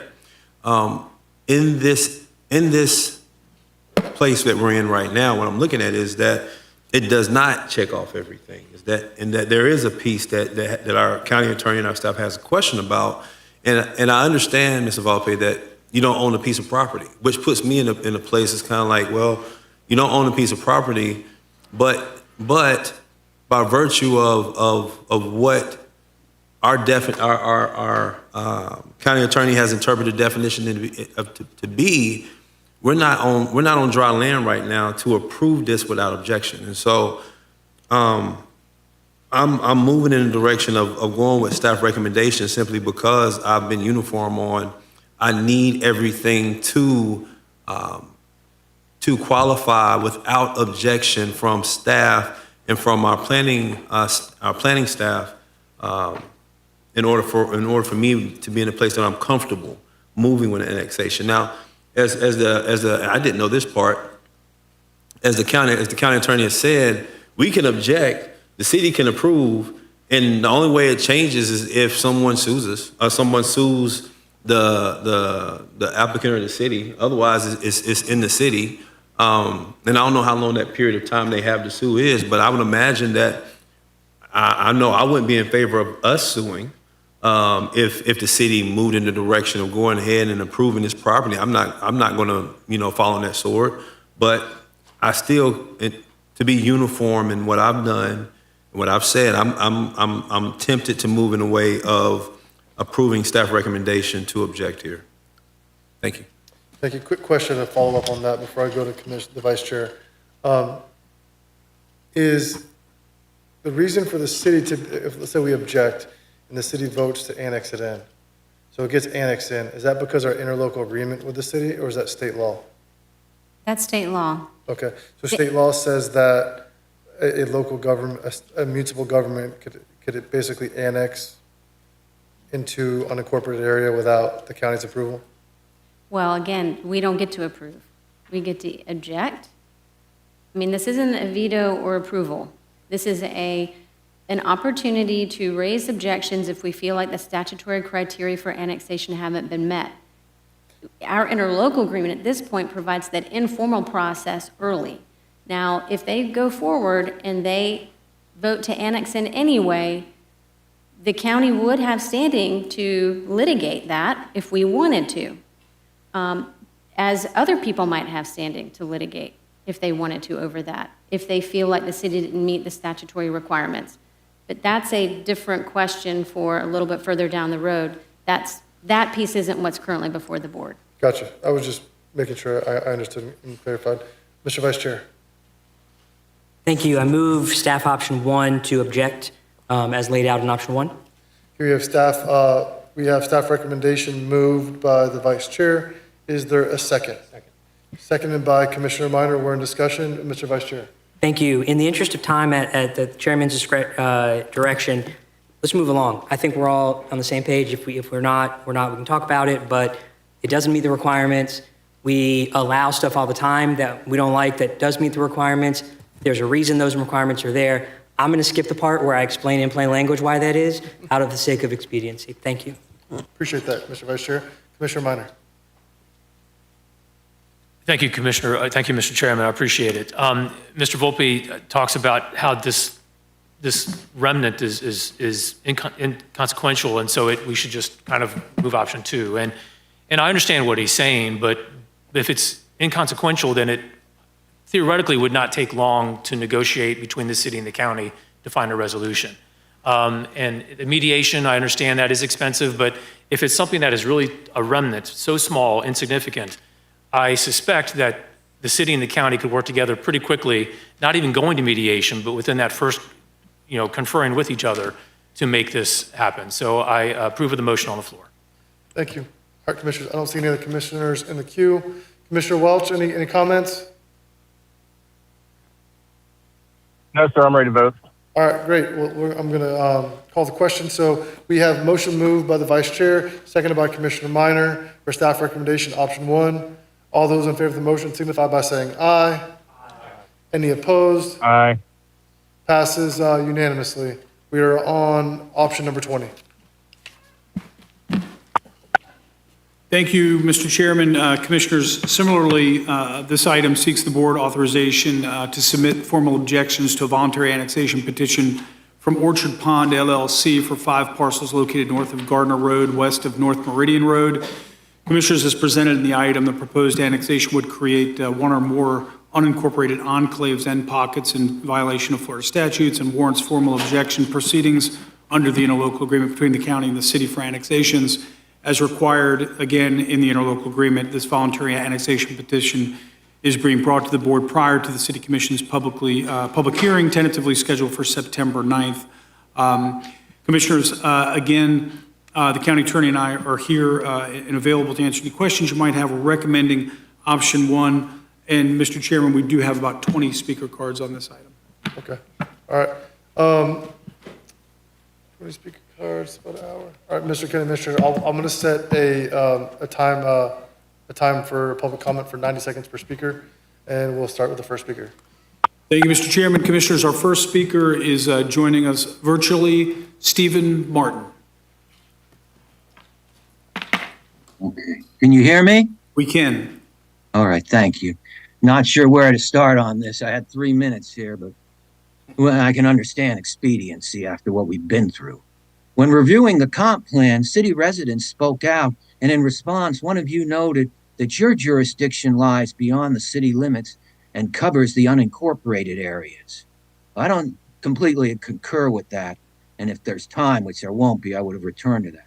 This property, though, and much of the surroundings are unincorporated.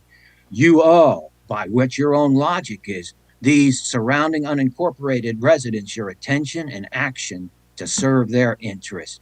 They chose to live away from the city and value the area as it is. The parcel is 1,700 plus acres. Current rural zoning allows 1 dwelling per 10 acres. There's enough area for well over 100 different dwellings. The lobbyist claims the property is financially unsustainable. What current zoning allows should be more than adequate to take care of the owner and his family for generations. So I question about economic unsustainability. I'm familiar with this lobbyist in another parcel annexed about 20 years ago, despite initial county opposition. Very similar in ways to this desired annexation. In both cases, an enclave was created or would have been created and would have violated a state statute. You just went through this.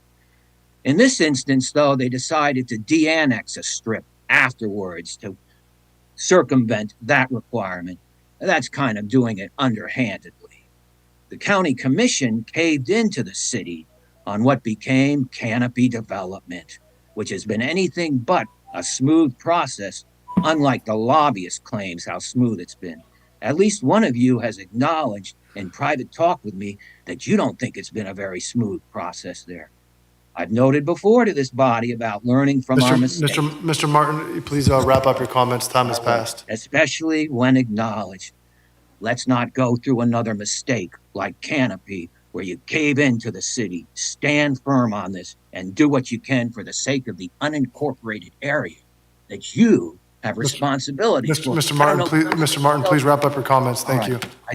I don't know who else we can go to if we can't go to the county commission when we're unincorporated. Thank you. Thanks so much, Mr. Martin. Next speaker. Next speaker, Gary Hunter, to be followed by Vivian Young.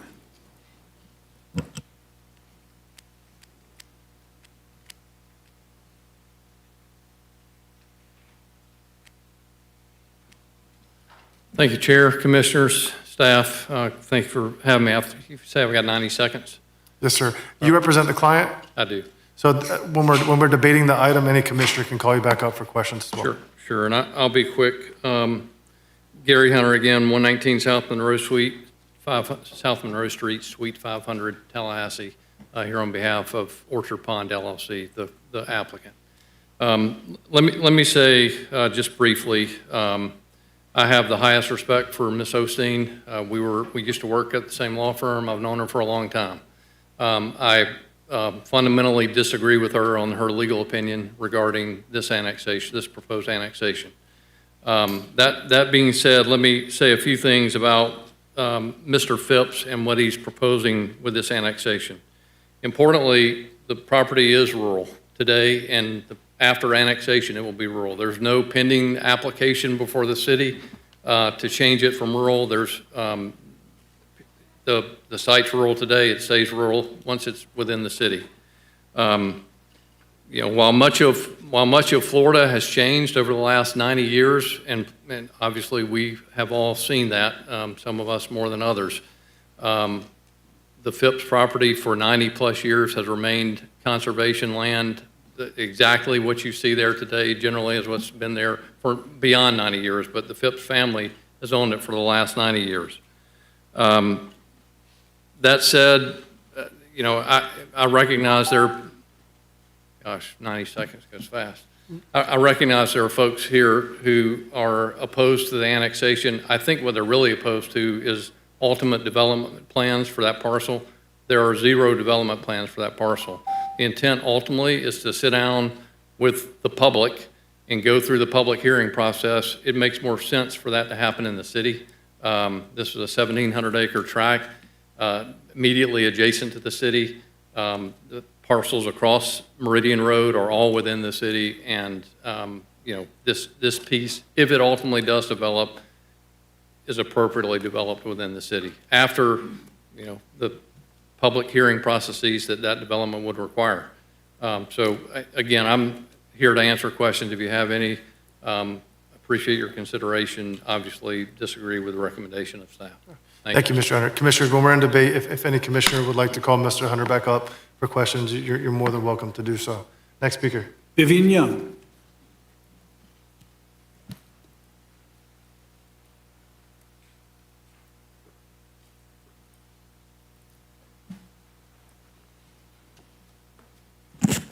Good evening. I'm Vivian Young with 1,000 Friends of Florida.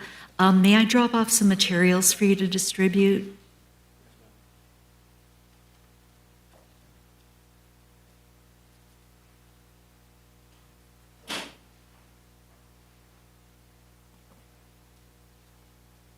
As some of you know, 1,000 Friends of Florida is a statewide not-for-profit organization.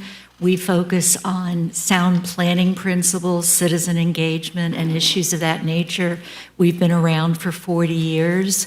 I am a member of the Fellows of the American Institute of Certified Planners and have been with 1,000 Friends for 30 years, working with communities all around the state. 1,000 Friends of Florida is objecting to this issue, and we urge support for staff recommendation number 1. As Gary Hunter said, this is just an annexation. But as you all know, annexation is the first step in getting development approved for the property. So it is necessary to do this to allow the property owner to develop. And we have fundamental concerns about that. There's a lot of speakers tonight, and I am going to focus specifically on fiscal responsibility, which I know many of you are very familiar with. If you look at pages 5 to 9 of the materials that I passed out, there are serious fiscal responsibilities associated from a local government's perspective from these types of issues. Developers only often cover the cost of internal infrastructure improvements. More importantly, local government fiscal analysis often only does not cover the long-term life cycle costs of development, meaning the maintenance of roads and other issues that are borne by taxpayers. New development of this sort would siphon funds away from other areas within the urban service area. And finally, it is folly for local government to even be considering this with Amendment 3 on the ballot in November, because local governments will be subsidizing any new development. Thank you very much. I urge you to support staff recommendation number 1. Thank you. Thank you. Next speaker. Sophie Wacon-Spear, to be followed by Ben Nasilius.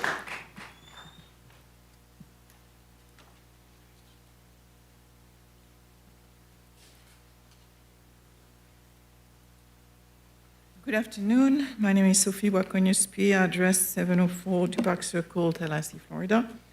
Thank you for the opportunity to share comments. I am the current president of the Friends of Lake Jackson, standing here today to leave you with 3 take-home messages on behalf of the lake. Rural zoning is the least damaging zoning for land bordering the aquatic preserve. Number 2, septic versus sewer is not the right debate. What endangers the aquatic preserve is development density. And 3, the eagerness of the city to annex should be a big concern for us all. I hope we can work together to slow them down and change their mind. Today, we welcome staff recommendation to object, given the legal issues raised, and we hope that all of you will vote in favor of that recommendation. The rural land we're talking about borders the northern part of the aquatic preserve. Unlike its impaired southern counterpart, this part has remained relatively healthy so far precisely because it has been kept rural and thus left mostly undeveloped. Last year, you heard arguments against changing up to the comp plan that would have led to an increase in allowed development density, even if DEP wrote that such increase would endanger watershed and water quality. You also heard that it would lead to an unmanageable increase of traffic on Meridian Road. You wisely voted against these changes, and we are grateful. The arguments against voluntary annexation are the same and more, because once this property is annexed, the dominoes are set for continuous properties to the south and west to be annexed as well, with the prospect of an urban lake surrounded by suburban sprawl on the horizon. Thank you. Thank you, and happy Bastille Day. Thank you. Next speaker. Ben Nasilius, to be followed by Ian Phipps. And when you're on deck, just like in T-ball, feel free to go ahead and line up in the back. Absolutely. Well, thank you very much for the opportunity to speak. My name is Ben Nasilius, 724 Point Court, and I work at Tall Timbers Land Conservancy, Research Station Land Conservancy here in Leon County. I want to start off by saying we support staff recommendation 1, and thank you for your leadership when this topic of development and potential USA expansion came up during the comp plan process. To keep it brief, I want to share a couple of concerns about development of this property in the future, as well as rural working lands in Leon County. First off, I want to say that development in the Lake Jackson Basin will almost certainly have negative impacts on the health of the ecosystem and the water quality of the lake. Some of that was touched on by Sophie, and I'm sure will be touched on by others. I'd also like to reiterate that so far there's never been any kind of demonstration of need for development at this scale in this area of the county. In fact, I know you'll remember from the comprehensive planning process that the county planning department or county city planning department estimated 23,000 residential units are what we need by 2050. Today, the Office of Economic Vitality estimates that we have about 20,000 units that are in process, whether that be pre-development or development. And that's roughly 90% of that projected need by 2050, and I'd say that goes a long way towards it. This, of course, doesn't include projects like the Wilani Arch, which has about 12,500 potential units that could come down the pipeline as well. Finally, I want to touch on the precedent that this annexation would set for rural property in the area. For more than 25 years, we've protected the USA and used it as the most efficient mechanism to create dense urban growth patterns and protect the working lands that provide food, fuel, fiber, and recreation for all of us. All that to say that we support staff recommendation 1, and thank you for your leadership on this topic. Thank you. Next speaker. Ian Phipps, to be followed by Dot Inman Johnson.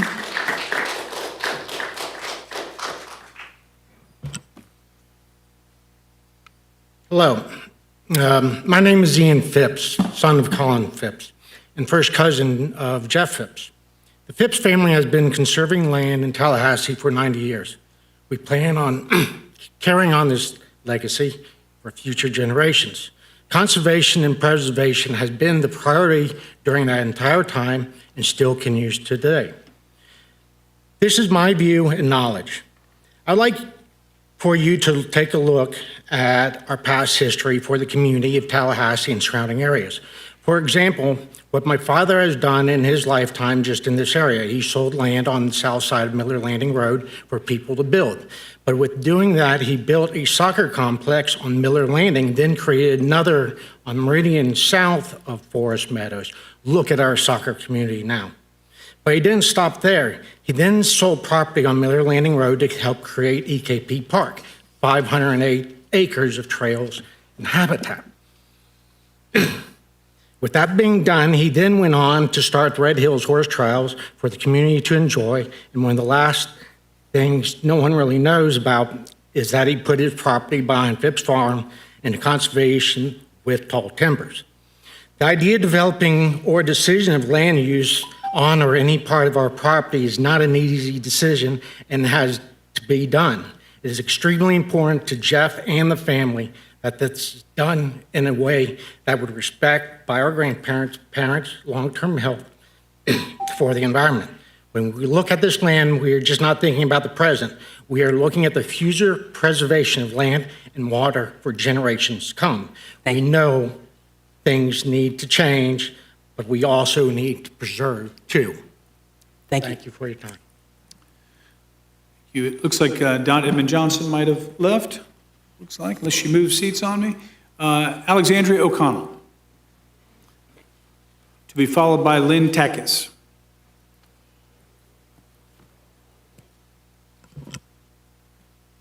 Hi again. I just wanted to throw my support in for recommendation 1 and let people that are much more qualified to talk on this issue speak so. Other than my overt support for recommendation 1, I would just like to say that whatever we can do to protect the canopy roads and beloved scenery of Tallahassee, our protected wetlands, and all the stuff that makes living here feel very beautiful, I think we should do that. Thank you. Thank you. Lynn Takis, to be followed by Catherine Fidd. Hey there, here's the highlights. Meridian Road wasn't built for urban scale development. It's already at a level D level of service, and it only has room for 40 more cars before it reaches capacity near the property. We know road expansions don't happen overnight. If we look at Bannerman Road, it's going to take approximately 21 years to finish. When it came as a blueprint project in 2014, it ends in 2035, which means it will be old enough to drink before it's ready to drive. We know road projects are expensive. Nearly 60 cents of every blueprint dollar is spent on just 3 road expansion projects. Combined, their price tag exceeds $500 million for less than 15 miles of road. We know that the people on the hook for paying for road expansions is every person in this room.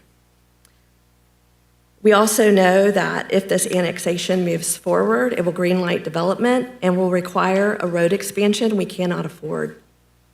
I, for one, don't believe that people in the city that already struggle to put food on their table should be subsidizing a developer by paying for a road that wouldn't have been necessary otherwise.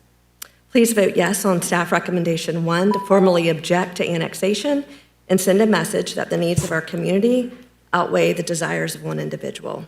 If you'd like to learn more about this issue and its impact, I'd love to discuss it further with you, or you can visit beforewebuildtlh.org. Thank you. Thank you. Catherine Fidd to be followed by Joe Jenkins. Catherine Fidd to be followed by Joe Jenkins.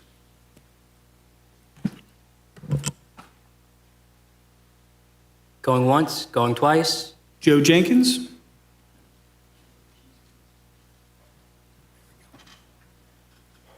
To be followed by Eric Draper.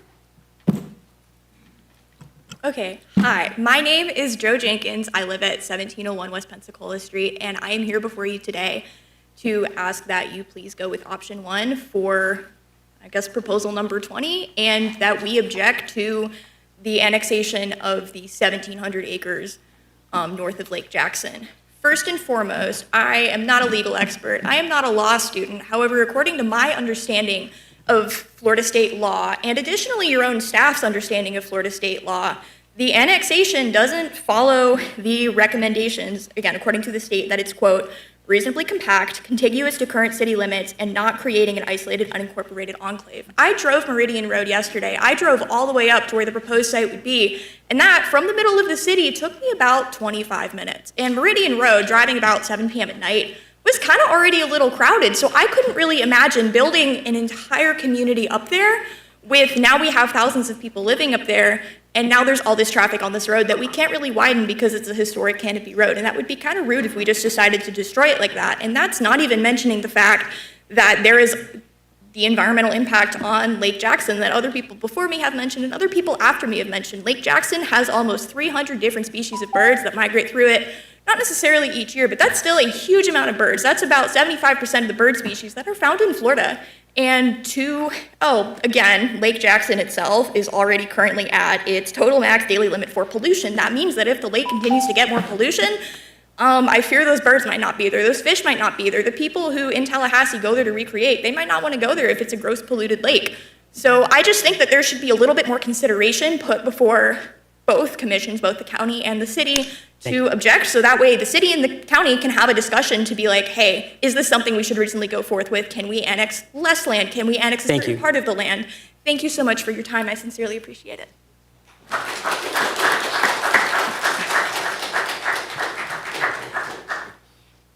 Joe should introduce agenda items. Eric Draper to be followed by Jeff Takis. Thank you. Eric Draper, 3627 Dexter Drive. Here to support the staff recommendation, ask you to support that. I live in a neighborhood that uses Meridian, this Pine Tip Hills neighborhood, about 250 homes developed 40 to 50 years ago. Meridian has gone from being a sleepy rural road to a very congested road at certain times of the day. And I think that we need to have some type of traffic study or a real understanding of what the impact would be of annexing this additional land into the city. Of course, that would be followed by some development activity. We're not reflexively in my neighborhood against development. We live in a development, but we need to understand what the traffic impacts would be on the current residents who have been there for a long time. By the way, this is a part of the county, not part of the city where we live. So I ask you to support the staff recommendation. Thank you. Thank you. Great. Jeff Takis.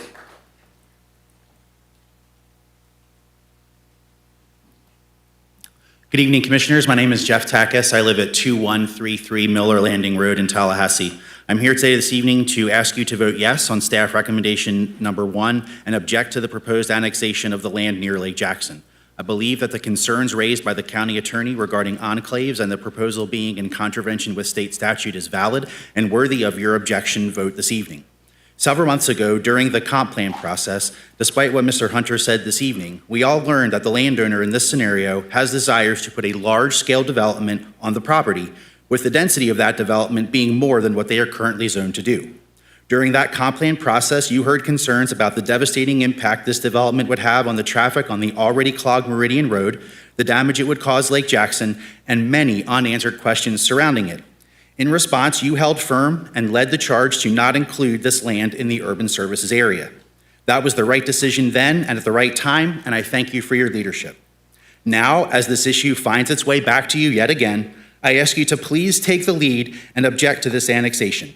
None of those concerns that were raised during the comp plan process have changed, nor have any of the questions been answered about what this proposed development will be when you made that good decision to move the urban services area back to the way it was. Please vote yes on staff recommendation 1 and object to this annexation. Thank you. Thank you. Robin Stevenson, to be followed by Tim Strudelmeyer. Robin Stevenson. Okay. Tim, I may butcher the next two last names, but Tim Strudelmeyer? Muller? Thank you. Sorry about that, Tim. You can clarify. No problem. I actually wasn't going to speak out on this issue because I'm not an expert. However, when it comes to the state of Florida, when people talk about the relationship that development has with the state of environmental degradation, the two are directly correlated. I went to high school and spent the latter half of my adolescence in Central Florida, and frankly, the area is turning into somewhat of a wasteland relative to what it used to be. We are in the most biodiverse region on the North American continent, on a planet that is on track currently for cataclysmic ecological changes. I think that every opportunity we have to protect our wildlands, we should seize. You've been tasked with the responsibility of stewarding that land and protecting nature while we still have it. Please reconsider. I support the motion that opposes development. Thank you. Thank you. Thank you. Our final speaker on this item, Commissioners, Uriel. Mr. Uriel, again, you're going to have to help me with your last name just one more time. I'll get it by the second time. State your name for the record so the county administrator can get it next time. So my name is Uriel Gottschalk. I live at 218 Broward Street. And I am here because originally it was law cameras, but the reason I'm here is I did hear about this, and I'm sure most of the commissioners are old enough, like I am, to remember when you could see in the actual spring in Wakulla Springs, and I think that is what we're fighting for. I also want to bring attention to a recent article in the city where the city spent about $700,000 to buy one home to alleviate flooding in near the golf course north of town. This was as a result of poor planning on the behalf of the city and the type of planning that would allow the type of development with deep-seated, large-reaching, denser populations in that area, which, as many people have stated, would create serious ecological problems. So I want to encourage the commissioners to prevent that kind of development to be allowed on this land, considering we are already spending, I think the estimate was about $2.5 million cleaning up where we allowed people to build things where they shouldn't have been. So I urge you to vote and take the staff's recommendations, option 1, to not allow this annexation. Thank you. Thank you. Mr. Vice Chairman, that concludes your speakers on this item. Thank you. Do you have any reports or any cover by staff before we go to the commissioners? Nothing additional. Thank you. Recognize Commissioner Minor. Thank you, Mr. Vice Chair. I move option 1. Is there a second? Thank you. Thank you, Mr. Vice Chair. Mr. Phipps came up here a second ago and talked about his family having a legacy for conservation, and he's absolutely right. The Phipps family has decades of conservation of this area, and I'm grateful for that. I think a lot of people in the community are grateful for that. With regard to this agenda item, I met with our county attorney on this at length, and our job is to look specifically at the merit of this agenda item. It's a narrow scope, voluntary annexation request. And as we talked about at the previous agenda item, there are checkboxes to check. If they're not checked, then it's not compliant with Florida law. And our county attorney has told me that we've got at least 4 pockets or enclaves, which is not consistent with Florida law when it comes to annexation requests. Now, why do Florida statutes even have that requirement? Why is avoiding pockets and enclaves even important? Well, during our discussions, she made the best example that I can think of. Let's say that we have to provide fire service to all unincorporated areas. If there's a pocket out there in city land that belongs to the county or that county has jurisdiction of, we're obligated to provide fire service to that pocket of property that is out there. And so that's a really good example. There are other services too. There are, county services versus city. That's a great example of why pockets and enclaves are something to be avoided when it comes to annexation requests. So I'm not going to belabor the point. I can talk longer if I need to, but we talked about it during agenda item 19. We objected to that request for the same reason. I'm urging my colleagues to vote option 1 to support the objection. Thank you, Mr. Chairman, or Vice Chair. Thank you. I have the Vice Chair in the queue. Yes, thank you. Thank you, Commissioner Minor, and thank you to staff, and thank you for everyone who came to speak. This is pretty simple. You got to check the boxes, and literally the boxes can't be checked. In this one, that's pretty much the core problem, and I'm glad to be part of the commission that is going to hold landowners to the rules that we have. So I support the motion. Thank you. Thank you. Anyone else in the queue? I got a quick question. I know Commissioner Welch wants to speak on this item. Mr. Chair. Go ahead, Thank you. Commissioner Maddox. Madam Attorney, just like the other one, like you spoke on the other one, if we object, it just simply gives the city the opportunity to take it up if they, if they're so inclined to annex, then they annex, and then someone has the opportunity to sue if they like, but if they annex and it goes forward, correct? That's correct. It's the same process. Same process. Okay, just want to make sure. Thank you. Commissioner Welch. Thank you, Mr. Chairman. I'm going to support the staff recommendation, but I want to provide a little bit of nuance to this conversation. And I mean, you could have said the same thing about the previous item. And I know that a lot of people have reached out to us in opposition to this, this potential annexation, but I think it's important for people to understand that this is not going to likely stop this annexation. For us to raise this objection does not stop the eventuality that this will be decided by the city commission. Now, I understand that the city commission might look differently at some point in the near future, or will look differently at some point in the near future, but this is not the end of this conversation as it relates to this piece of property. And so I just want everybody to understand that the emotional growth, anti-development sentiment that's surrounding this is, I don't want people to get upset when this comes back at the city or in another form. People need to understand this is like this annexation. There's not a whole lot we can do about this ultimately. Now, second to that, I understand that people are wary of this. I'm wary of it. I think that the traffic implications are legitimate concerns. But I think the environmental implications are relevant to be discussed. I mean, as it currently sits, my understanding is that this property could currently be developed to the tune of like one house for every 10 acres. There's like 5,000 acres roughly in this larger property. You're talking about 500 homes. All of them would be on septic tanks, all surrounding Lake Jackson.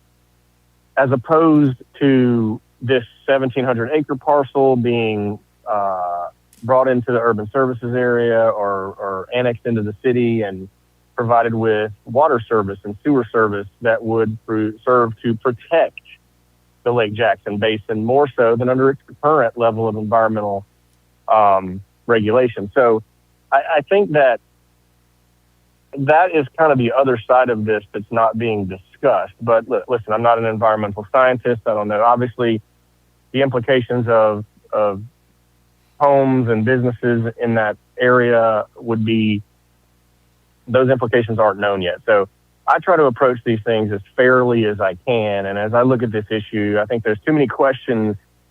There's too much uncertainty about what may or may not be there in terms of development in the future. And those decisions are going to have to be made by the city of Tallahassee. But what I can lend my concern to is Meridian Road. I think anybody that travels Meridian Road understands that it is at capacity or near capacity, and creating any level of density in that location is going to be problematic for Meridian Road. Now, I don't know what the solutions are going to be presented to solve that problem for Meridian Road, and I think that before we cast judgment, we should understand what those solutions are. I mean, is Mr. Phipps going to build a secondary road to Meridian Road? Is he going to widen Meridian Road at his own expense? I don't know what the future developers want to do. I have no idea.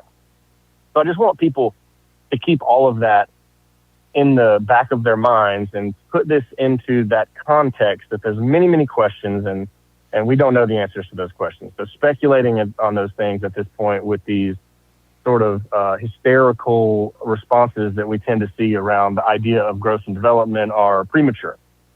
I understand that the implications of bringing this into the city and then expanding the urban services area to this property is with the intention of developing it, but we have no idea what that development would look like. The applicant is telling us they don't know who their developer would be. They have no idea when they would sell it or when they would develop it. So I just want to put those things into context ahead of this vote. I'm going to support the staff recommendation, mostly because I support the county attorney's counsel, right? And I think all of us should respect the county attorney's counsel. And if this is her analysis of the issue, then I trust her. She knows this stuff better than I do, than most of us do. And so that's my statements on it, Mr. Chairman. I appreciate the opportunity to speak. Thank you. Thank you, Commissioner Welch. Commissioner Minor, are you back in the queue? Yeah. Okay, close this out. Thank you, Mr. Chairman. I appreciate it. Commissioner Welch, thank you very much for those comments. Again, the county attorney and I spoke at this at length, and there are two things we're talking about here. One is the narrow scope of the voluntary annexation request, which does not meet Florida statutes, which is not compliant with the law. And then there are some other issues which, would come after the annexation. Those other issues are not relevant to our discussion here. They aren't applicable to our deliberation on this agenda item, but they're important and need to be said. So you've heard a lot of this already. When we dealt with the comprehensive plan rewrite last year, a proposal that was very similar to allowing 1,700 acres, 2,000 acres to be expanded into the USA, I've had discussions with the property owner, with the attorney, and others about the intention to develop on that land. What I've heard is thousands of acres and additional commercial intensity. So I've heard it directly from them that that's the intention. The Florida Department of Environmental Protection, during the comp plan rewrite, wrote not one, but two letters expressing concern, saying that large-scale development up there in that area could be detrimental to the Lake Jackson Aquatic Preserve. And then our county staff have said what many of our speakers have said here tonight, which is that Meridian Road, the canopy, is already near capacity. It's on the National Register of Historic Places, but yet adding thousands of housing units up there would put a lot of additional pressure on a road that is already heavily congested. So I say all of that because it's not because it's part of our deliberations here tonight, but because this annexation is step one. We have to talk about it, whether we vote option one or something else, based on the criteria of it meeting the request criteria, which it does not. But I do want to point out those other things because most of the speakers have been talking about what the implications are of this. Thank you very much. I appreciate the time, Mr. Chairman. Thanks, Commissioner Minor. All right, we have a motion on the floor moved by Commissioner Minor, second by Commissioner Cummings for staff recommendation. All those in... I'm sorry. You have a comment? Quick question. Okay, please. Madam Attorney, after annexation, extension of the urban services area boundary would be dependent on a city vote or a city and county vote? How does that work? If you bear with me for just a second.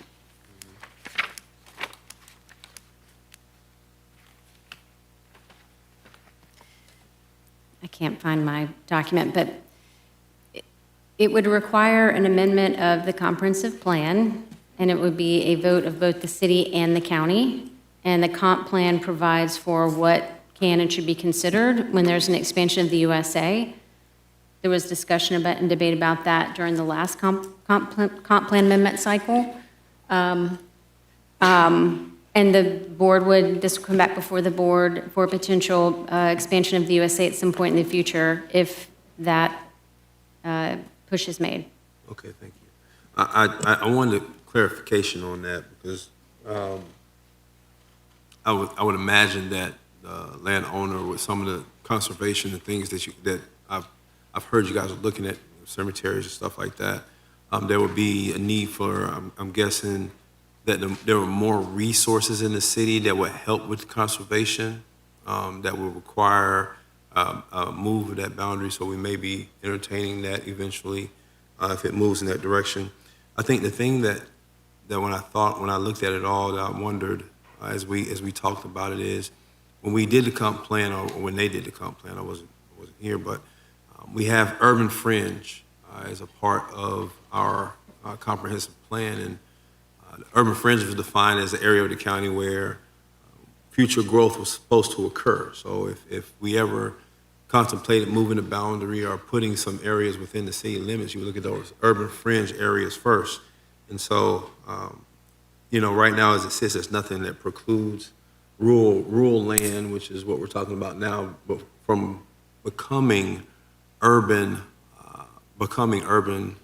or extending the boundary to that rural land from the urban services area. And there's nothing that precludes, that says that the urban fringe needs to be prioritized as it was intended to, as our future growth. I'm interested to see how this all works out. I want to say that when Mr. Phipps was speaking, I do agree with and have seen the family's propensity to conserve and really honor that land, and they do have a 90-year track record of doing such.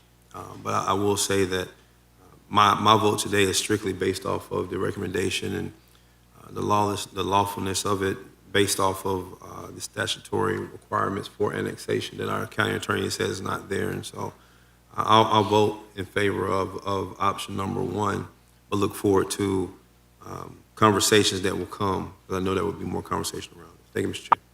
Thank you, Commissioner Maddox. All right, Commissioners, motion on the floor moved by Commissioner Maddox Commissioner Minor for staff recommendation, second by Commissioner Cummings. All those in favor of the motion signify by saying aye. Any opposed? Aye. Passes unanimously. Next item.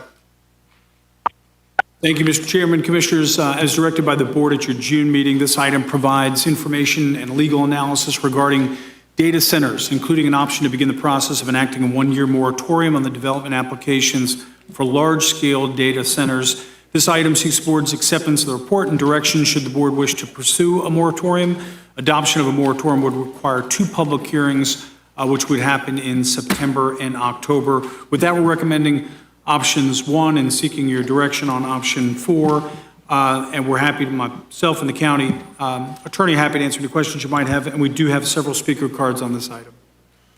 You have how many speaker cards? 5. Okay, go ahead. 90 seconds per speaker, please. First speaker, Tiffany Hill.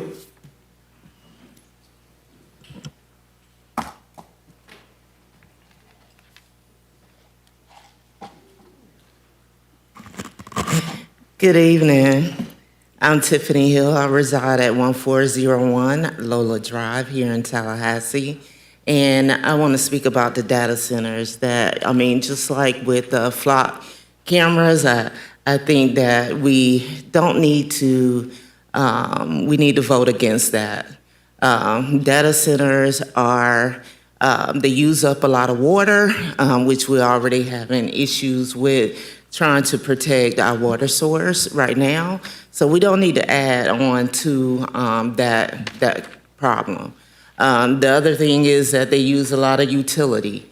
And, you know, utility costs here for especially residents who are already having trouble with housing affordability, which will include utilities, that is going to cause a strain.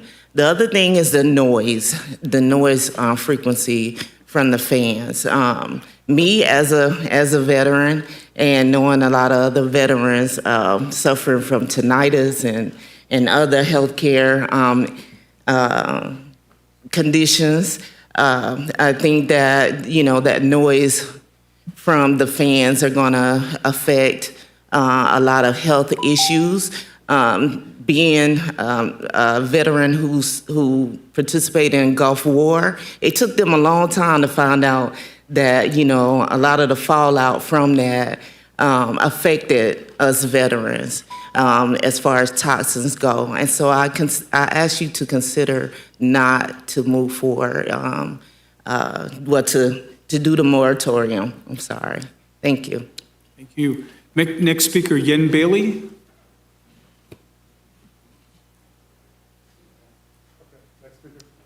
Next speaker, Alexandria O'Connell.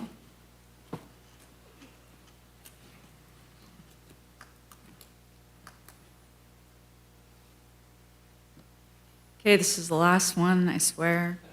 You guys made such a packed agenda, I had to stay. But according to my understanding of the options, the recommendations placed forward when I was reading through, it seems that, please correct me if I'm wrong, recommendation 2 skips any more conversation about this and would mean you guys would go ahead and create an ordinance for moratorium. Is that correct? Okay. I think that we should do number 2. Let's stop talking about it. A lot of folks in this area have a lot of concern around data centers. They probably would be here talking to you about them if it wasn't 8:30 on a Tuesday. We will have some city discussion, I'm sure, when we have our new electorate in after November. And the stance from the city will probably change drastically depending on the makeup of the new city commission. I hope that our county sees the threat that these pose to our natural resources, as well as the health and well-being of a lot of folks. And as previously mentioned, affordability costs will go up. So please consider recommendation 2 and go ahead and make that moratorium happen. Thank you. Thank you. Next speaker. Thank you. Nick Zateslo. Hello, my name is Nick Zateslo. I am a resident in Tallahassee, and I'm running for Congress here in North Florida. I've spent 25 years at the intersection of public policy and technology and business, and you know why I'm here. I want to talk about these moratoriums and data centers that are coming up. I think it's time to join together to protect our people and our land and our environment and our economy from what's coming and what's here. After going to so many counties and talking with people across North Florida on this issue, I've come up with some ideas of what to do, and I hope this is helpful. We need a dual trigger on power and water. Ask each how much their machines can actually use, not what they claim, like what happened down in Polk County. We need closed loop cooling as the default standard. You need to require it. Mandatory ownership disclosure so we know who we're actually dealing with and not shell LLCs, like what happened in Jackson County. And decommissioning bonds, so we aren't back here in 5 years holding the cleanup costs when they leave, because they will leave. Ask Taylor and Bay County about their paper mills and decommissioning that they're having to deal with right now. We need to make sure there's no automatic tax abatements, and any incentive requires a separate public affirmative vote. Now, here's why people are afraid and why they're not wrong. These things are physically huge. They take more electricity on the top end than Panama City, Tallahassee, and Gainesville combined. This is something that we need to deal with. We need to be serious about it because, as you've heard, the surveillance cameras are on one end, the job loss from automation is on the other end, and the physical environmental footprint is what puts it all together. Please ban these, please stop them, and I look forward to helping in any way I can. Thank you. Thank you. Next speaker. Tim Stottlemüller.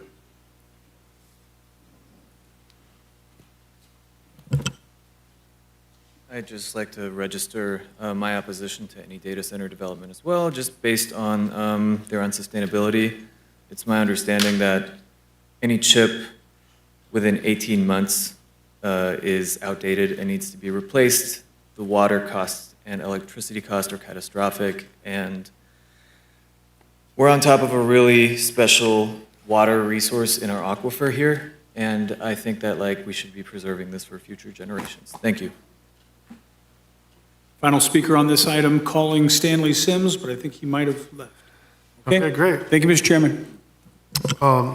Commissioners, if you recall, I requested this item to come back to the board. I'm going to look to someone for a motion so we can have some conversate on it, but I think I've been pretty clear about where my position is. One thing I'll say before we look for a motion, I do believe that we should identify in our comp plan or wherever necessary the definition of small-scale data centers and the large-scale data centers. I think it's important that we adapt our comp plan with time so that way they're clearly defined. With that being said, I have Commissioner Maddox in queue. So Commissioner Maddox. Thank you, Mr. Chair. I will go ahead and make the motion for option 2.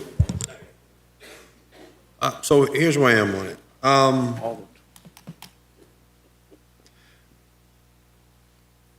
There is a time and a place for data centers. I believe that we need to take our time over the next 12 months to figure out if we're going to have them here anywhere, where is the appropriate area within Leon County to have them. I think of them much like solar farms, and I understand all the things that you talked about with noise and the danger and all that kind of stuff. But if it's an industry that we can bring here, but put it strategically in places that aren't in the middle of our neighborhoods, places that are suitable for that type of facility, I'm not opposed to it. Right now, what I'm opposed to is putting it near neighborhoods, putting it near our constituents and the negative effects that it has on them. According to, I think it's Robovitz or whatever it is, housing within half a mile of data centers lose roughly 2.8% of its value as opposed to houses further away. It's not just affecting our water sources, it's not just affecting our environment, but it's affecting the viability of neighborhoods within Leon County or other areas where data centers are placed. And so I think I'm going to go with option 2, which would be the 12-month moratorium. But if we're going to move in this direction, I think we need to have conversations over the next 12 months to really, really dig into this, research it, find out what it is, find out if in anywhere in Leon County it would be suitable. If we find out that there's no piece of land in a rural area or anywhere else where it's suitable, then I say we put a full stop moratorium on it. But right now, as it sits, staff has given us the option of option 2, which is a 12-month moratorium, and I'm very, very comfortable with that. And I'm gonna be honest with you, if this commission is not, in favor of having a conversation and looking and doing the research to figure out where it goes, then I'm very well put on just going ahead and just continuing that moratorium. But I think it would be expedient for us to learn more about it over 12 years and be able to speak in a more educated way about it and understanding if there is land that's in Leon County that's suitable or not. And I think the biggest thing that really, even if we put it away from the urban core, away from neighborhoods, the thing that still kind of bothers me is that how much water it uses in the water source and trying to protect that. And so there's a lot of issues running through my head. I don't know enough yet to say that I totally do not want them here at all. I know that I am not in a place where I'd be willing to approve one coming to Leon County right now without more research and us having a better plan about how we use them, where they go. Thank you, Mr. Chair. Thank you, Commissioner Maddox. Very well said. I got Commissioner Proctor, the Vice Chairman, and Commissioner Cummings. Commissioner Mr. Chairman, Proctor. thank you very much. Mr. Chairman, I just waiting with the county attorney to see if there were any bases that would deny us considering 18-month versus a 12-month. Let me tell you why. Commissioners, I believe that if we do 18 months, it takes us through 26, and it takes us through 27 to give the consideration. I think that 12 months with what we may have on our plates to contemplate, this could very easily slip through, and we'll be dealing with financial crises. And I just think that to be safe about it, as well as to give ourselves the time. I'm not superstitious to say that I believe that an odd year, I have nothing against 2027. But I'd like to offer a substitute motion of 18-month moratorium.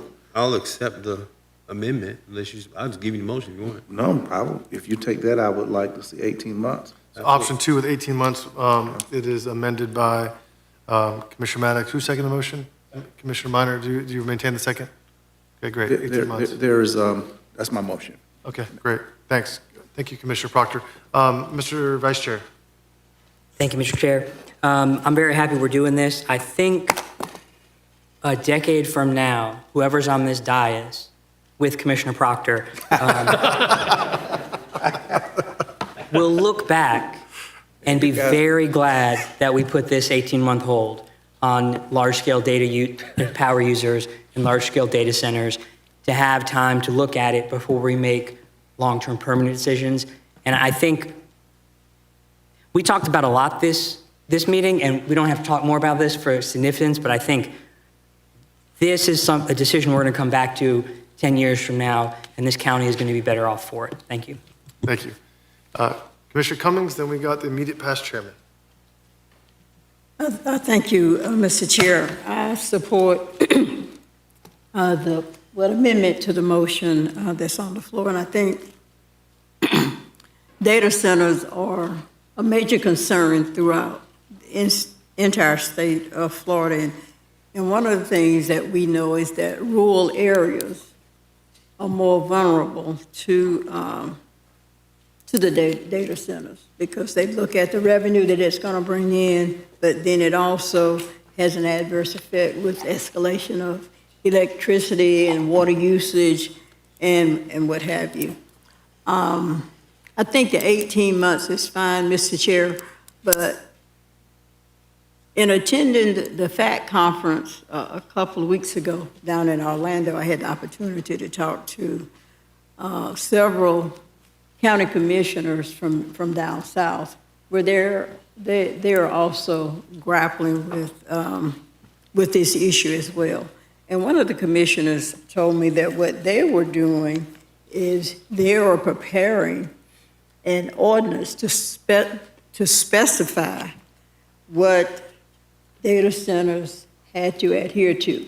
In other words, it has to be a certain area of land. They had to be responsible for their own utility services and not adversely affect other customers. There was a provision, she was telling me, to deal with noise control, building size, stormwater, and I know we would deal with stormwater as well. But my point is this: I think an 18-month moratorium is fine, but I would like for us to add to that a provision for Commissioner Proctor that during that 18-month period that we look at specifics to govern if we decide at some point that a data center is appropriate here, that we have specific elements that the data center has to adhere to, that so that it won't adversely affect water consumption, adversely increase noise. Is certain, and we're not alone, so I don't think we have to reinvent the wheel, Mr. County Administrator, and he was at that meeting as well. But I would want us not to just have an 18-month moratorium, but be proactive during that 18-month period, and maybe have staff come back with some recommendations that would govern data centers in our county. Commissioner Cummings, I'm gonna on point with that comment. I was gonna ask staff a question. I think it's gonna knock out your concern at the same time. Mr. County Administrator, so with this agenda item, part of this agenda item and in the spirit of what I wanted to request as it came back to us is that over the next 12 to 18 months, while we're in the moratorium, staff would basically be doing all the research, digging, thinking about what it is it would look like as we lay out not only the definition of a small scale and large scale data center, but if we were ever going to entertain them coming in the future, these are the things, the boxes that they would have to check. That's exactly what we would do over the next 12 to 18 months. That good would that satisfy your concerns? So an agenda item would come back 18 months, yes. in addition to the 18? Yes. Okay. Okay, so that would You're come, okay with that? so basically we would have an agenda item come back at the end of the moratorium with like an update. This is what we've done research-wise. This is what it would look like. That would come back to our board before we release the moratorium? It would. Including recommendations Yes. as well? Okay. On point. Thank you. I'd like for it to come back before, maybe somewhere 12 months, 15 months, so we have a few months to deal with it. If that's the direction of the board, that's what we'll do. Cool. Then the motion. Commissioner Cummings, you satisfied? It wasn't, I think. No. It was his motion, but are you satisfied with That would cover my concern, absolutely. Yes, ma'am. Okay, great. Immediate past chairman, Commissioner Welch. Thank you, Mr. Chairman. I have really not leaned in on this data center issue over the last 6 months as this has become like the new boogeyman of political rhetoric. And listen, I don't know what a data center is. I don't know what a data center does, and I don't know the impact that a data center has. And I feel like 90% of the people who talk to me about their opposition to data centers also don't know those things. So, here's my take on this. I think the biggest threat to our community is our lack of economic development, our lack of creating private sector economic investment, jobs for our young people, jobs for the kids graduating from our colleges and universities, people who want to stay here, invest here, and make a living here. And so if a data center economy provided thousands and thousands of jobs in our county that were high-paying technical sector jobs, then I'm going to want to know, exactly what the impacts are of a data center. I mean, and look, I'm fine with a moratorium. I'll support whatever the board's wishes here, 12 months, 18 months, that's fine. But if in 12 months from now, somebody comes to our governments and says, hey, I want to, create 4,000 jobs making $100,000 a year in a data center, and I'm going to build my own power plant to power it, and I'm going to recharge our aquifer with cleaner water than I take out of it. Are we saying that's not something we would be interested in? I'm not willing to say that at this point in time. So I think all of this is a bit premature, and I think that, we see all these counties and all these government officials around the state and the country sort of taking this anti-data center approach.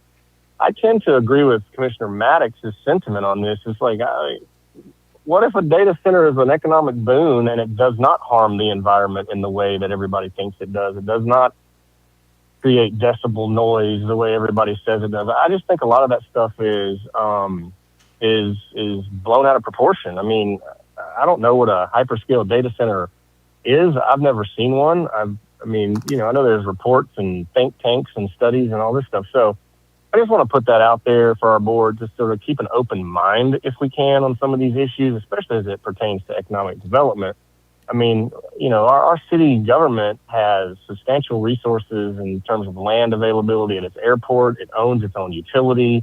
You're telling me if a data center came in here and said, hey, we'll invest, $100 million in expanding our power plant to accommodate our own power consumption, and that we can create a framework, regulatorily speaking, through the county with all the check boxes we're talking about to ensure that this does not harm the environment, that it does not harm our aquifer, that it does not take more power than it provides back, and et cetera, et cetera. I think that's a conversation we need to remain open to, especially in our town where, again, I think our biggest existential threat in Tallahassee and Leon County is the fact that we do not provide enough of an opportunity for the kids who are graduating from our schools to stay here. My own children, right? I've said this many times. I want my kids to stay here. I want my grandkids to stay here. I want them to be able to find jobs here. And right now, I don't know if they're going to be able to do that. And so just want to make sure that we're putting this all in perspective. I know we're like, this is the topic du jour of the political class right now in terms of, creating a boogeyman out of an idea. And I just want us to be careful about how we approach that. So I'll support the moratorium.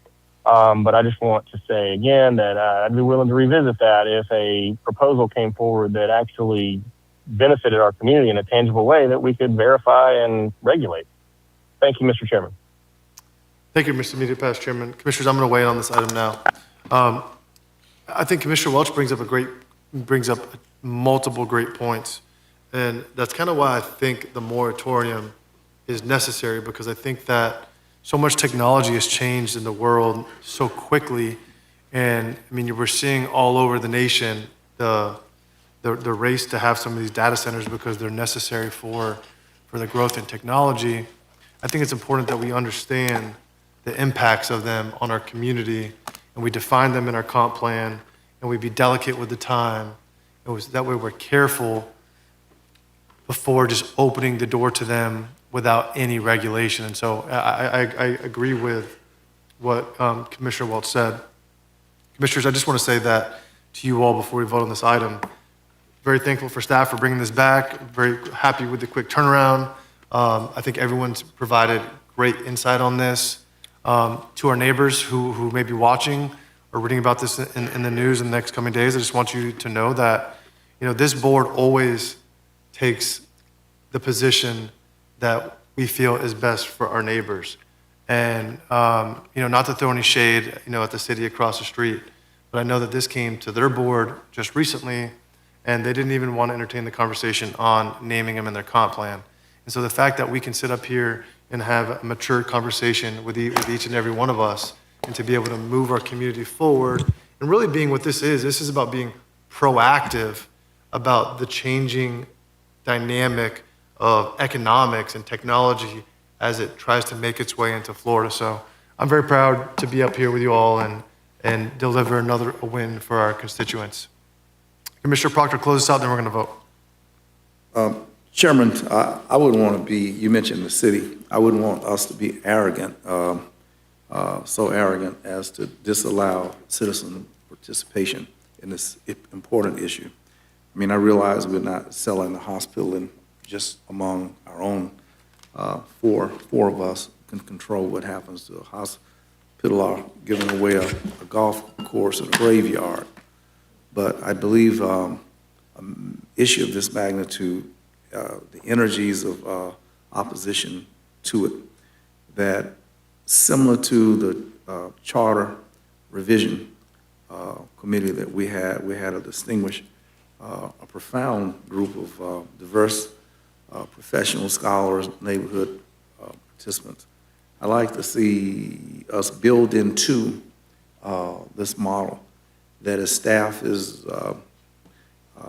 leading, or if we have to pay a consultant to take the charge on this, a professional's professional, because we can't, as Commissioner O'Keefe has pointed out, this is one that we can't make a mistake on.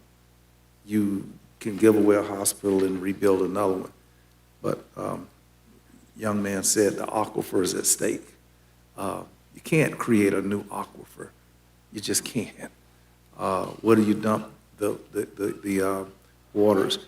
I don't know. The engineering on once you dump this kind of water and it's spent. There's no second bite. It'll take 30, 40, 50 years environmentally to correct itself. And we've talked in this community, commissioners, as y'all know, about the sensitivity of the Wakulla Springs. and that's always had something to do with nitrogen levels. But I'm not sure, Vince, what the levels of, is it nitrogen that comes out of these things? Is it something very highly toxic, radioactive? Is this like a nuclear power plant? I don't know, we don't know. And so, but what I do know is that we should not pull the trigger to go forward on something that includes every duck, every bird, every boy and girl and citizen, not only our county, but where the water and the spent water is discharged. That's why I would love to see, if this board is open to it, a citizen panel, impanel, to give deliberation consideration, because like Commissioner Welch, I'm not an expert at it, but we had an array of beautiful minds assembled for the charter review. And, you know, FAMU has a water program, a water, what's the word for water in academics? What's that called? Something like that, all those words. Those kind of words like that, and experts like that. And now, you know, wet, I could have guessed wet. Now, I was talking about the big words. You know, hydrology or something like that. Mr. Proctor, the county administrator wants to chime in real quick. Oh, yes, sir. Thank you, Mr. Chairman, Commissioners. On the issue that Commissioner Proctor was speaking to on citizen involvement, what I'd recommend that we do on projects like this, and I have every confidence, obviously, we're in good company right now around the country, and our staff is going to have access to the best information, and we're going to bring you back the best possible guidelines relative to all this with respect to land development regulations and zoning categories and all that. What I'd recommend, though, is that we give the board the flexibility for us to, within the timeline that Commissioner Maddox talked about, bring you the big moving parts first.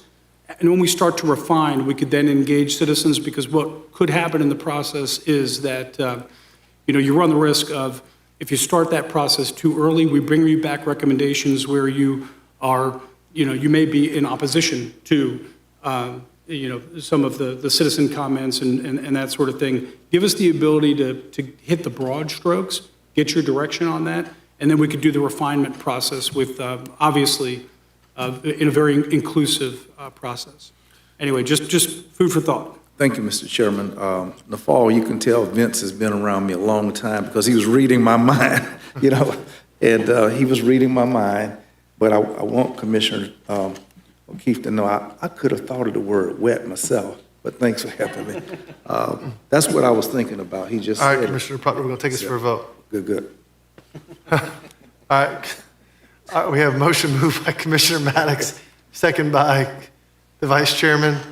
All those in favor of the motion signify by saying aye. Aye. Any opposed? Aye. Passes unanimously. We are on item number 22. 26. Thank you, 22. Thank you, Mr. Chairman. This agenda item is consideration of the engagement of outside counsel to assess standing and the constitutionality of Senate Bill 1134 and other potential causes of action. There was a previous direction for staff to bring back this item. I, at that meeting, expressed concerns about the county's standing to bring a constitutional challenge, because I, even at that time, was familiar with the public official standing doctrine to some extent. In an attempt to avoid the potential for hiring outside counsel and expending that money if it looked like standing was going to be like a threshold problem in bringing a constitutional challenge, we did that research internally. That information is briefly outlined in your agenda item. I can say for you fairly conclusively that public official standing doctrine would preclude the county from challenging the constitutionality of Senate Bill 1134. Now, you know, another potential option at some point could potentially be, and this is referenced in the agenda item as well, a declaratory action to the extent the board has finite questions about the legality or its rights or obligations related to implementing specific portions of the legislation, then that's not a challenge to the constitutionality of the legislation. That would be an opportunity for the board to seek judicial, it's not advice, it's not an advisory opinion, a judicial decision from a court about whether certain things are or are not permissible under the new legislation, and specifically what the county's rights and obligations are. But those have to be very specific. Again, it's not intended to be advisory. It's not a backdoor to challenge the constitutionality of the legislation. But declaratory actions are a tool. And if the board wanted to at some point in the future move in that direction on very discrete issues or concerns, the board would have that authority to do that. I'm happy to answer any questions the board has about the bill, about anything in the agenda item.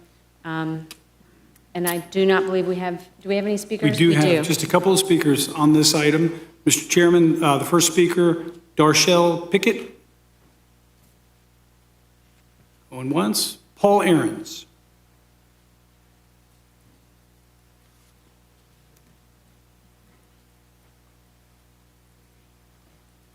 Please state your name and address for the record, please. All right.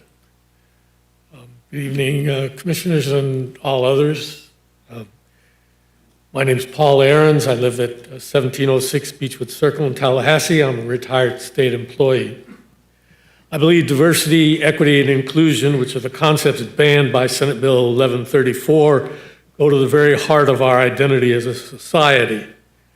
We must not accept the narrow-minded, privileged, exclusionary, benighted restrictions imposed by officials currently in charge of our state government. We are entitled to be free from the atmosphere of fear and uncertainty that this law creates. I believe this threat to our essence leads to a need to challenge this law. And if local government lacks standing in-house to file legal action against it, outside counsel is a priority. But first, there should be an inventory of what specific activities are likely to be targeted and the levels of risk attached to each one. This urgent but methodical assessment, including an opportunity for public input, should be done expeditiously in coalition with other local governments and statewide associations so that the legal challenges will be coordinated and concerted. First things first, quantify the threat, be part of organizing an alliance, which then hires outside counsel and stand up and fight back. Thank you for the opportunity to speak. Final speaker on this item, Stephanie Schwartz. She had to leave early. I have some comments from her, but I'll save them for questions from mine. Okay, great. Commissioner Maddox, you're recognized.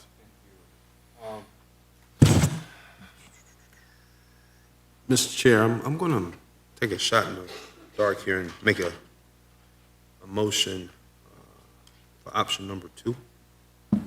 Okay. We have a motion on the floor for option number 2, moved by Commissioner Maddox. I will second the motion. We're in discussion. Thank you. So, Madam Attorney, are there other jurisdictions or other entities that have challenged Senate Bill 1134? No. No. Okay. Mr. Administrator, do you know of any conversation going on at Florida Association of Counties pertaining to Senate Bill 1134? Mr. Chairman, Commissioner, not on the legal front. Madam Attorney, if we did go down the road of option number 1, could you go back through your explanation of what, and where, and when? So outside counsel, one of the things that they would be retained to look at, again, is standing. Again, we've done that review in-house. So standing is kind of a threshold issue in order to bring, to file a lawsuit, to bring a claim, someone has to have standing. And it's really old, it's been around a really long time. it's, in our case, it's called the Public Official Standing Doctrine, and it expressly precludes governments from challenging legislation, even if they believe it's unconstitutional. The case law on that has been around a really long time. There are 2 exceptions to that. Those are identified in your agenda item. The first one is the public funds exception, but as the court fairly recently cautioned, and that case was from 2008, it's fairly recent in this jurisprudence area, this is a really narrow exception, and the cost to comply with the legislation or the new law is insufficient to trigger that exception. Okay, so if there's some sort of if the new law requires some sort of gross expenditure of funds, like if it's unfunded mandate or something like that, then possibly that particular public funds exception could apply. That is not what we're looking at here. The other exception to the public official standing doctrine is called the personal injury exception, and that is where a local government official in their individual capacity can show some type of personal injury, but that cannot grow out of their obligation of the oath of office or their official position. So, meaning that no particular commissioner even in their individual capacity as a commissioner, in their formal capacity, would have standing because this exception would not apply to them. Okay? So that is why a direct challenge to the constitutionality of this statute is not available to us as a local government. Now, does that mean that other entities or individuals might have standing that are not governmental entities? Possibly. Haven't heard anything about that yet, but I can tell you that, I've, at recent conferences for the bar, for FAC, for FACA, I've been talking with county attorneys from all over the state, and generally there's the same consensus that this standing issue would be extremely problematic and would be basically, we wouldn't be successful on the merits of anything because we wouldn't even get to the merits of any constitutional challenge. Also talked with someone at since I don't really run so much in the municipal circles, talked with someone from the Florida League of Cities. They are also currently unaware of any municipalities that are looking to challenge the constitutionality of Senate Bill 1134. Have had our ears to the ground, but the standing issue seems to be just a problem. So if we were hiring if we were retaining outside counsel, Madam Attorney, can I sum it up to say we'd be retaining outside counsel to find something that the county attorney's office didn't find? Yeah, you could try.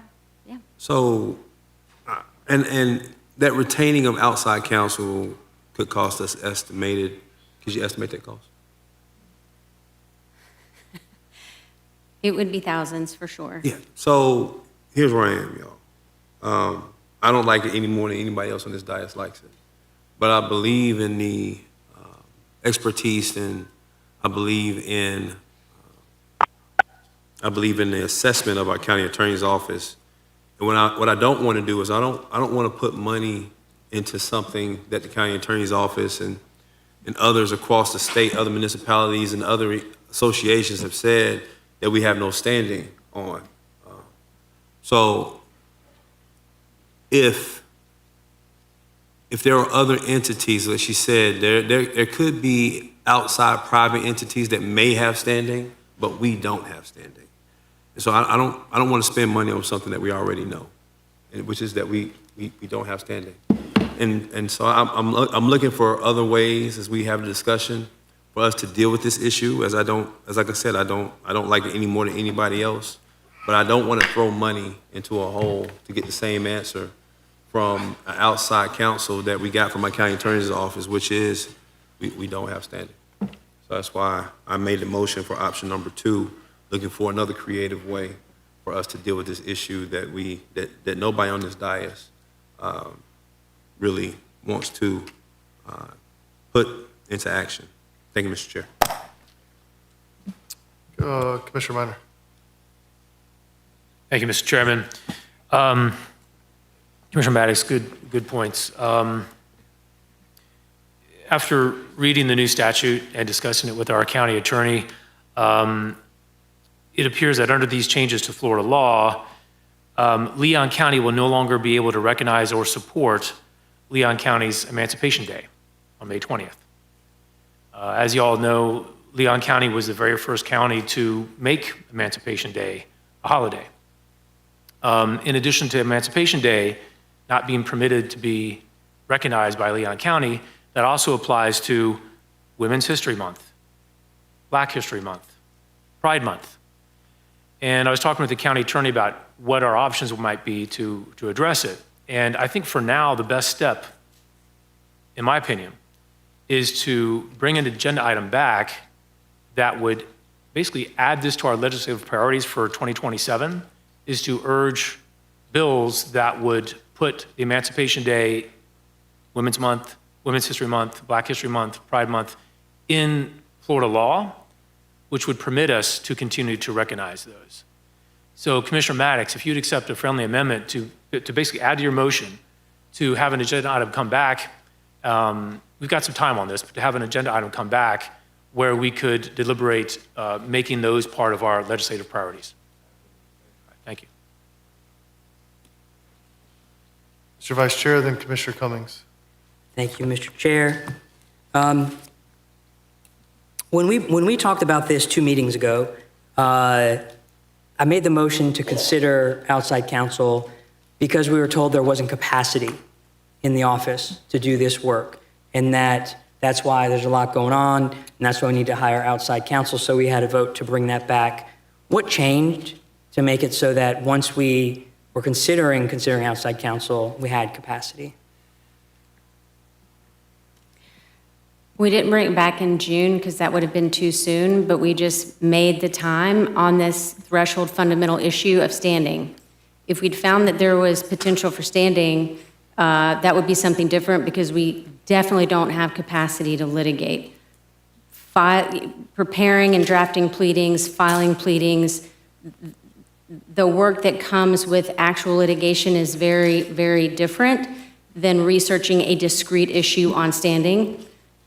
And I was trying to do it in an effort not to have the county spend money on something if it looked like the threshold standing issue was going to be a problem. Okay. Of all the different decisions and how things apply, like was mentioned, recognizing County's Emancipation Day or Black History Month or Women's History Month or Hispanic Heritage Month, have all the counties and county attorneys that we're in communication with interpreted it consistently? Is there any county that reads it a different way on a particular allowable or unallowable activity, or has it all been clear and uniform? There's actually a task force that's been created by FACA. They've met twice so far. All of this analysis is underway, so there is no consistency or uniformity, I can tell you, because everyone is still in the middle of running their own analyses. But I can also say that there is a lot of confusion about what is and is not permissible, in part because during debate on the floor of this bill, questions were asked of the bill sponsor, and he was shooting from the hip and was asked questions like, hey, will we be able to celebrate Black History Month? Yes, you will. All these things, when if you look at the plain language of 125.595, as of January 1, will not be permissible. And so people really want to rely on the representations that were made by the bill sponsor on the floor, and that is understandable. From the legal perspective, where that becomes very problematic is legislative intent is not the judicial philosophy that we are operating under in the state of Florida. Textualism is the judicial philosophy, not only in Florida, but in many parts of this country. And it really becomes, but is there gray? Yes. It becomes a legal risk tolerance for this board in some areas. I'm going to be very conservative in my advice to this board because there is strict liability for violation. Commissioners can be suspended from office. The county can be sued and be held liable for fees and costs if we're found to have violated the law. There is no guidance out there at this point. There's no case law. It's all too new. There was no authority in the bill to authorize an agency to engage in rulemaking so that certain of these terms that are used could be further defined in rulemaking. So people really are grappling with how to implement and apply this new law on a case-by-case basis, dependent on what they have in their own jurisdictions. And some things are pretty standard and uniform. Commissioner Minor mentioned some of them, like Pride Month, Black History Month, Women's History Month, and those sorts of things. And people are trying to look for ways to shoehorn what they want to still continue to celebrate and fund and promote and recognize and honor into the exceptions in the legislation. But it, from a legal perspective, makes it very, very difficult to advise this board that something is okay when it is not in the black and white letter of the statute. What I hear is there's confusion, there's ambiguity, and that by the nature of the severe risk, our county attorney will take a very conservative decision on case-by-case issues, which is what we're facing. And so initially when I requested this item, I want to challenge the constitutionality and all of that. And I'd love to see that happen. But what I see in the analysis is that's not necessarily going to play out. But I'm interested in the declaratory process to clarify ambiguities, because it is very important that we know. For example, can Leon County recognize Black History Month or Pride Month on Facebook? Was that a question to the county attorney? That's a question to the county attorney. It sounds like, from what I heard, no. No. Okay. Can an individual commissioner march in a pride parade?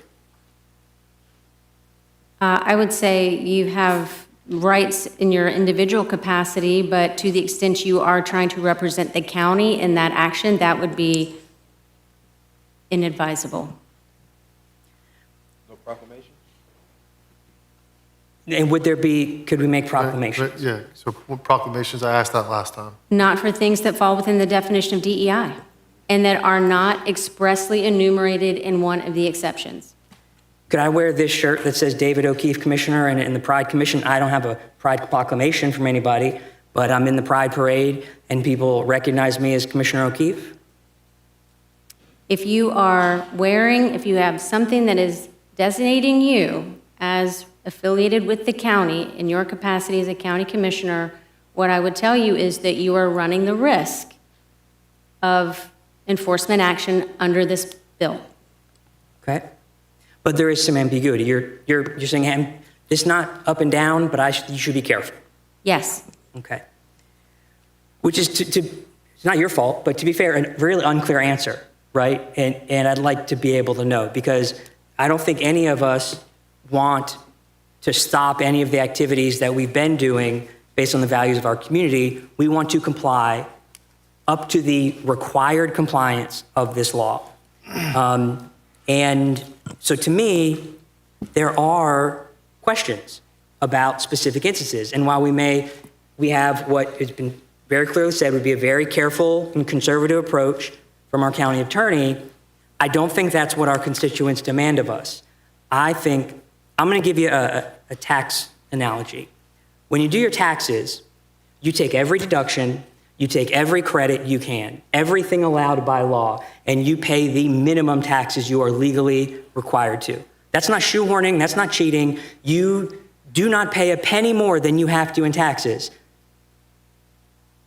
That is following the law to the exact law and complying to the amount you're only exacted to comply. You don't pay an extra 10% in taxes because you're not quite sure about one of the deductions. You find out and you comply exactly to where you're meant to comply to. We owe it to our constituents to find that out. And I think if it's unclear exactly what we are allowed to do, that is what we should look at. And so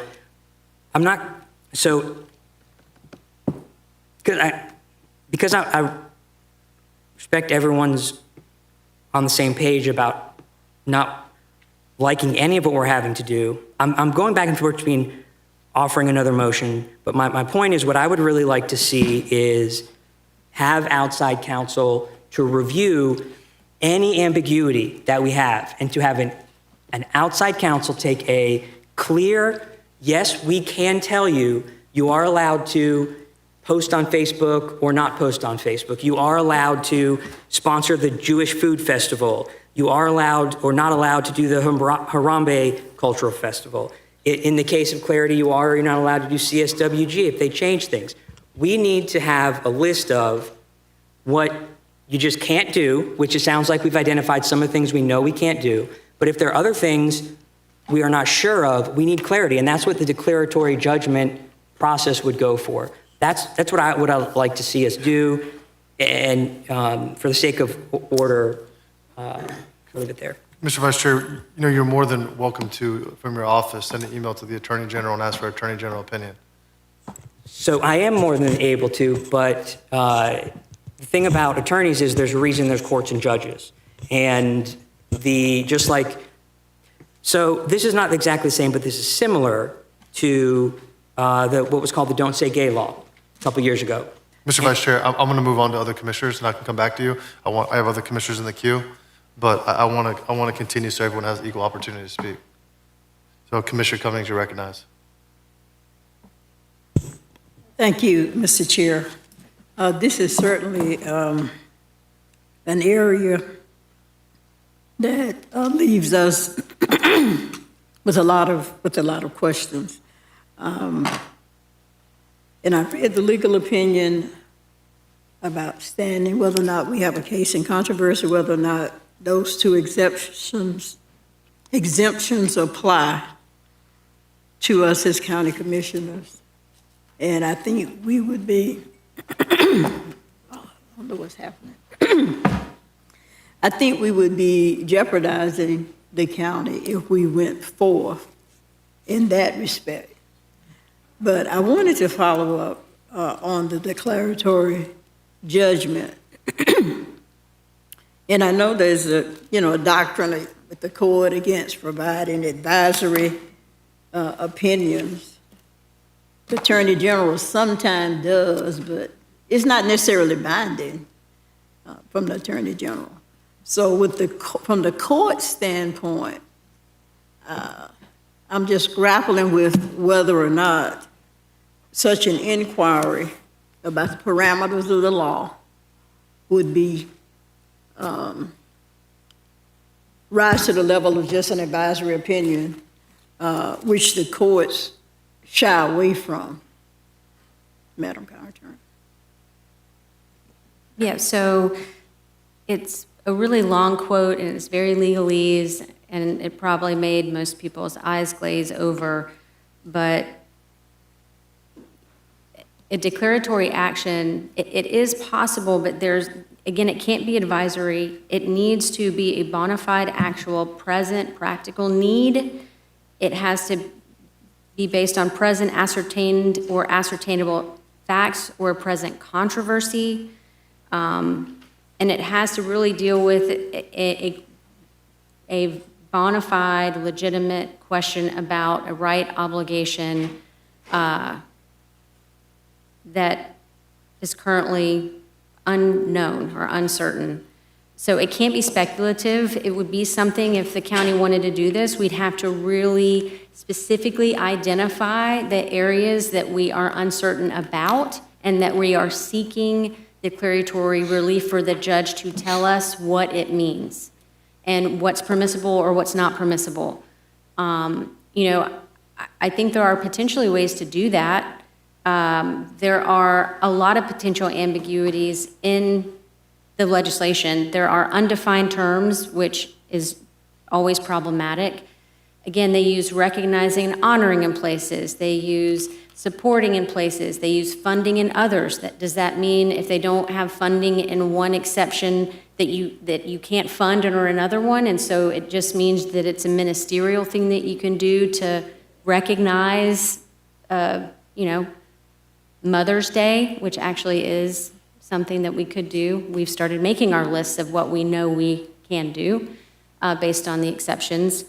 There are certain things that as we move forward, we have real legitimate questions about, and if the board wants to try to gain certainty on that the declaratory action is a route to go for that. Now, I will tell you, it's not a fast process.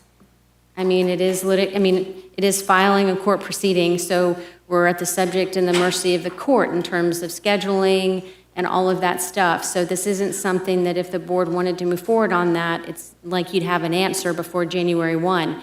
I firmly believe you would not have an answer by January 1.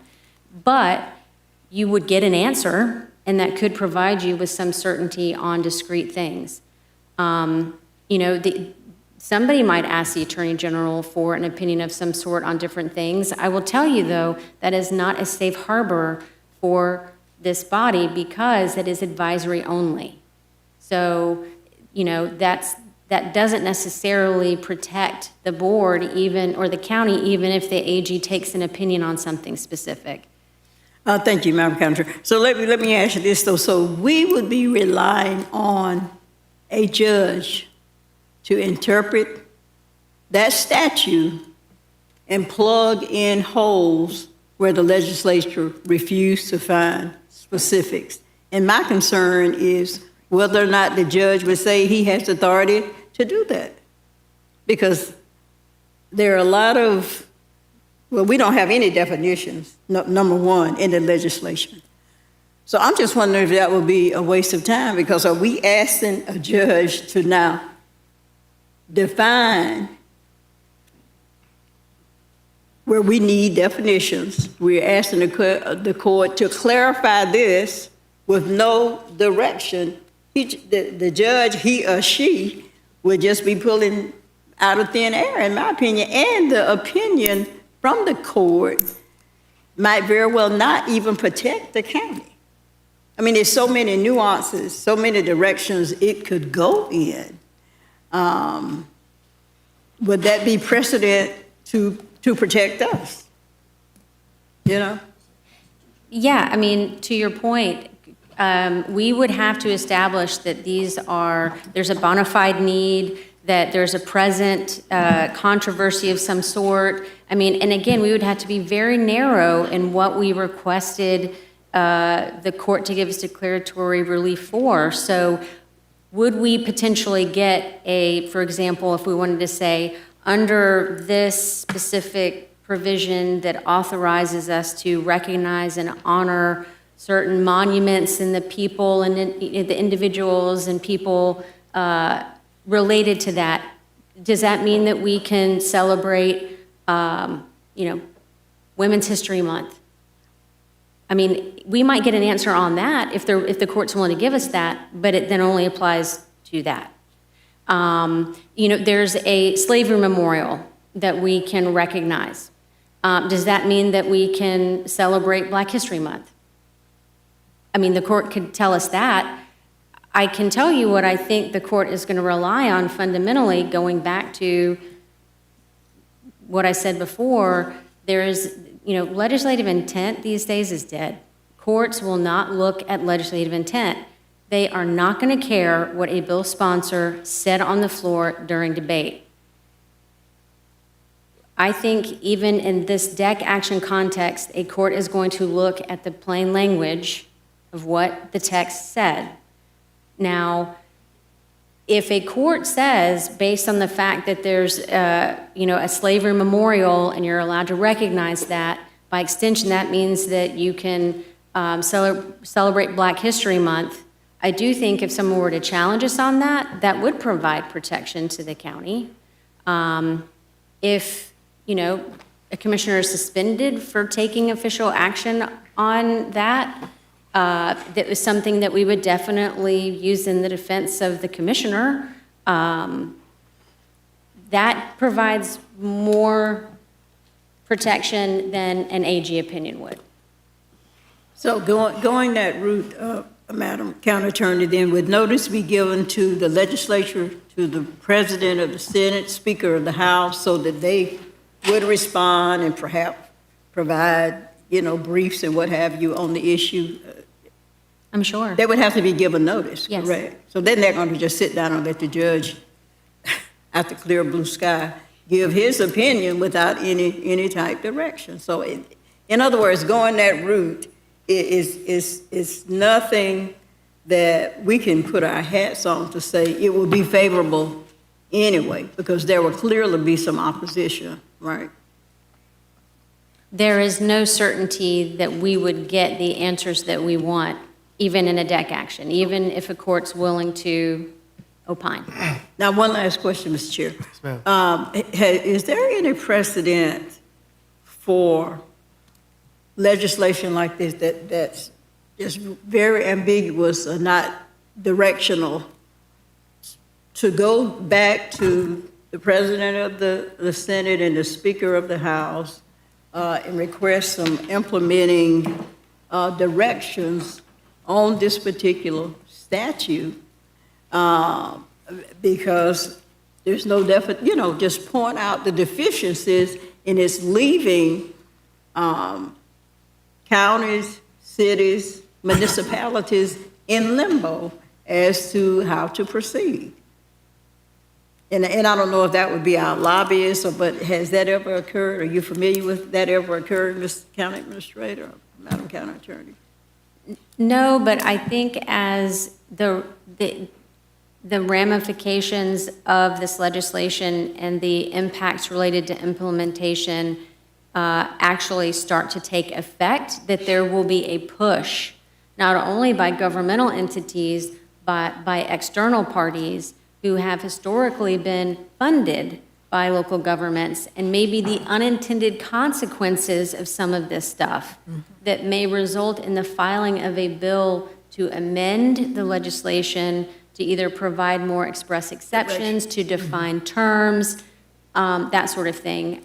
It could very well be on the legislative agendas of various governmental entities too, to seek that. And I know the Southern Poverty Law Center does a lot of litigation in this area. Do we know if anything has been filed by them or by any entity in any court? And I think since it's legislation, it would have to be the citus of the lawsuit would have to be filed here in Leon County, because this is where state government is headquartered, right? Are we familiar with anything being filed? Nothing has been filed. I understand that there is discussion among some groups to potentially file something, but nothing has been filed or come to fruition yet. Okay, thank you, Mr. Chair. Thank you, Commissioner Combs. I'm going to Commissioner Proctor, then back to the Vice Chair, and then we're going to vote on the item. Chairman, I'm just wanting the board to understand I'm having extraordinary discomfort talking about. And I'm not one who ducks and runs from a conversation, but this is, us Proctors have been in Leon County since the 1700s.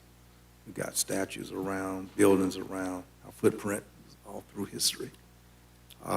I am feeling some kind of way, and I'm really going to dismiss myself to go home. I want to talk about how bad I feel about the collapse of DEI, stuff like that. I'm looking around this room, nearly every black person in this room got their head down. I don't know why their heads are down. I'm just looking and observing. Maybe they too feel some kind of way, uncertainty about their futures, maybe feeling abandoned from their past. They can't talk about it, can't be remembered. Librarian can't have it in the library, can't talk about Black history. Hell, I don't want to talk about this no more. In fact, I'm going to go, Mr. Chairman. I'm sorry. I can't take no more. All right, Commissioners, Mr. Vice Chairman, you bring us in for the landing on this vote. No, go ahead, Commissioner. Chairman? What'd you say? Okay. All right, Commissioners, who made the motion? Commissioner Maddox, who seconded the motion? Second. Option two? I'm sorry, I second the motion. Option 2. All those in favor of option 2, moved by Commissioner, I'm sorry? As amended, thank as you. amended, yes. As amended. How is it amended? Basically, it was having an agenda item come back so that we can explore adding a legislative priority for Emancipation Day, Women's History Month, Black History Month, Pride Month in Florida statutes. All right. Everyone understand the motion? Right. All those in favor of the motion signify by saying aye. Aye. All opposed? Nay. Passes 4-1 with Commissioner Proctor out of the chambers, and Commissioner Welch had to jump off. So this is just us for the rest of the meeting, Commissioners. We are now on full board appointments to the Animal Shelter Advisory Board. Item number 23, Mr. County Administrator. Thank you, Mr. Chairman. Commissioners, the item seeks the board's full consideration of an appointment for 2 eligible applicants. And as you see, we've got, 2 spots to fill, and you've got 3 eligible applicants that are provided here for you. We're recommending option 1 and seek your appointments. Mr. Chairman, I move to appoint Tiffany Santer and Dr. Shauna Autry. We have motion moved by the Vice Chair. Second. Seconded by Commissioner Maddox. Any discussion? Seeing none, all those in favor to appoint the recommended appointees by the Vice Chairman signify by saying aye. Aye. All opposed, passes unanimously, 5-0. And now we are on Commissioner discussion. Actually, wait, no. Just to conclude, let me go to my. Any other speakers on non-agenda items, Mr. County Administrator? Thank you, Mr. Chairman. We have no further speakers. Okay, great. We now go to discussion items from the County Attorney and County Administrator. Thank you, Mr. Chairman. I have 2 matters. The first is, as outlined in a memo that I sent to the board, there is a new proposed opioid litigation settlement that's been proffered by outside counsel with their recommendation. It's with the distributor. The amount that the county would receive in settlement is approximately $152,000. I support outside counsel's recommendation to approve the settlement and request authorization to assign the necessary documentation on behalf of the board if the board is so inclined. So moved, Mr. Chairman. So moved by Commissioner Minor for the County Attorney's recommendation. Is there a second? Second. Second by Commissioner Cummings. Any discussion? Mr. Vice Chairman? Mr. Vice Chairman? Thank you. Real quick. My understanding is this one's a little different in that there are some limits on information sharing on the parties. It doesn't preclude the issuance of documentation in response to a public records request because that's the law, but it would mean that the county would not issue like press releases and that sort of thing. That's correct. Thank you. Great. I'm sorry? Oh, yeah, sorry. All those in favor of the motion on the floor signify by saying aye. Aye. Any opposed? Passes 5-0. Madam Attorney, you still have the floor. Thank you, Mr. Chairman. The other matter that I have for you this evening is, as was outlined in another memo that I sent to you in the ongoing issues that we're having with the city of Tallahassee about fire services. As you all know, the board last year took a vote to terminate the agreement between the city and the county for fire and EMS services. The county subsequently received a letter from the city manager to our county administrator stating such that putting the county on notice that City Commission was terminating the interlocal agreement at the end of the current term on September 30th of 2028. We subsequently made a public records request for the asset list of assets that would transfer to the county from the city upon termination under the interlocal agreement. We did receive a document that seemed under-inclusive, but was entitled Agreement Termination. Agreement what? Termination. Okay. The city has subsequently changed its position. It's now saying that the agreement is not expiring, or it's not terminating, it is expiring. And so they have said, well, we're willing to negotiate with you for the cost and maybe the transfer of assets. We're open to that unless you want to terminate earlier than that. And that was in a letter from the city attorney to me after a number of months of pressing. We did finally get that position from the city on June 3rd. We need board direction on what the board wants to do as a result of the city's new position on the transfer of assets. I outlined in my memo 3 potential options, one of which is engage in dispute resolution about what termination and expiration mean under the agreement. I also indicated to you in that memo that the pros and cons of that. Pros, you'd get an answer. Con, it's no guarantee you get the one you want, although I feel very good about our legal position with that. But also, as importantly, that process would take at least 6 to 7 months. And if, in fact, the county is going to stand up its own fire department, that is prolonged uncertainty in the meantime about costs for assets and ultimately what assets we would potentially even get. Option number 2, basically say, okay, fine, city, we'll just negotiate for everything, assets and the transfer of fire stations and that sort of thing. The risks of that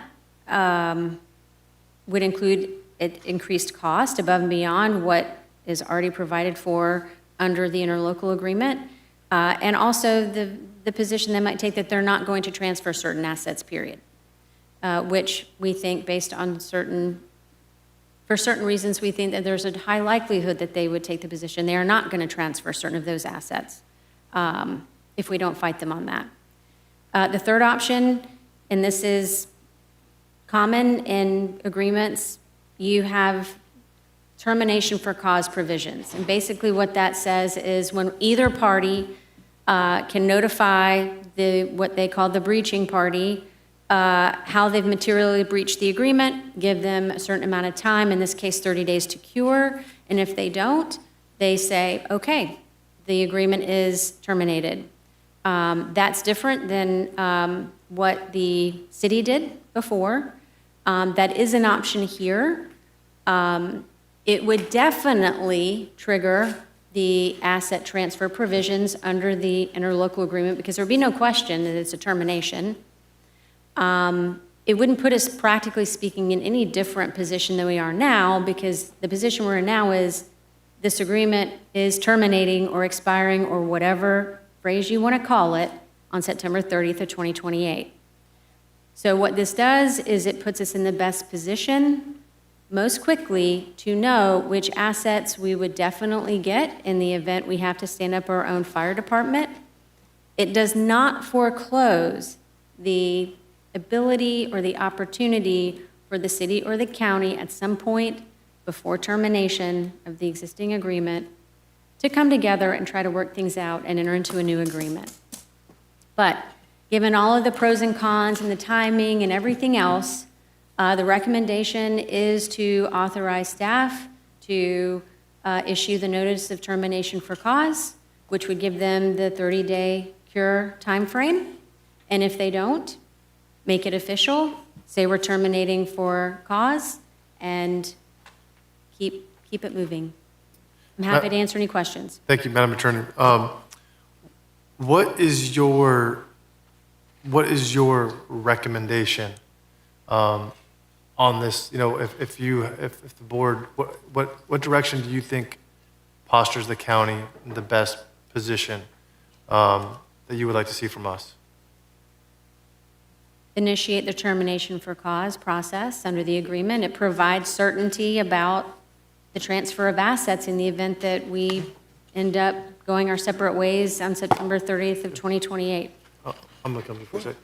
Commissioners, here's what I think. I want to backtrack real quick. September of last year, I vividly remember on this dais, there was a debate about whether to even ask the city for the asset list, but particularly because I remember I wanted to know whether or not they even intended to transfer the assets. And so that process took 6 months, which intentionally that was dragged on. And I kind of anticipated that, you know, they would continue to play these games.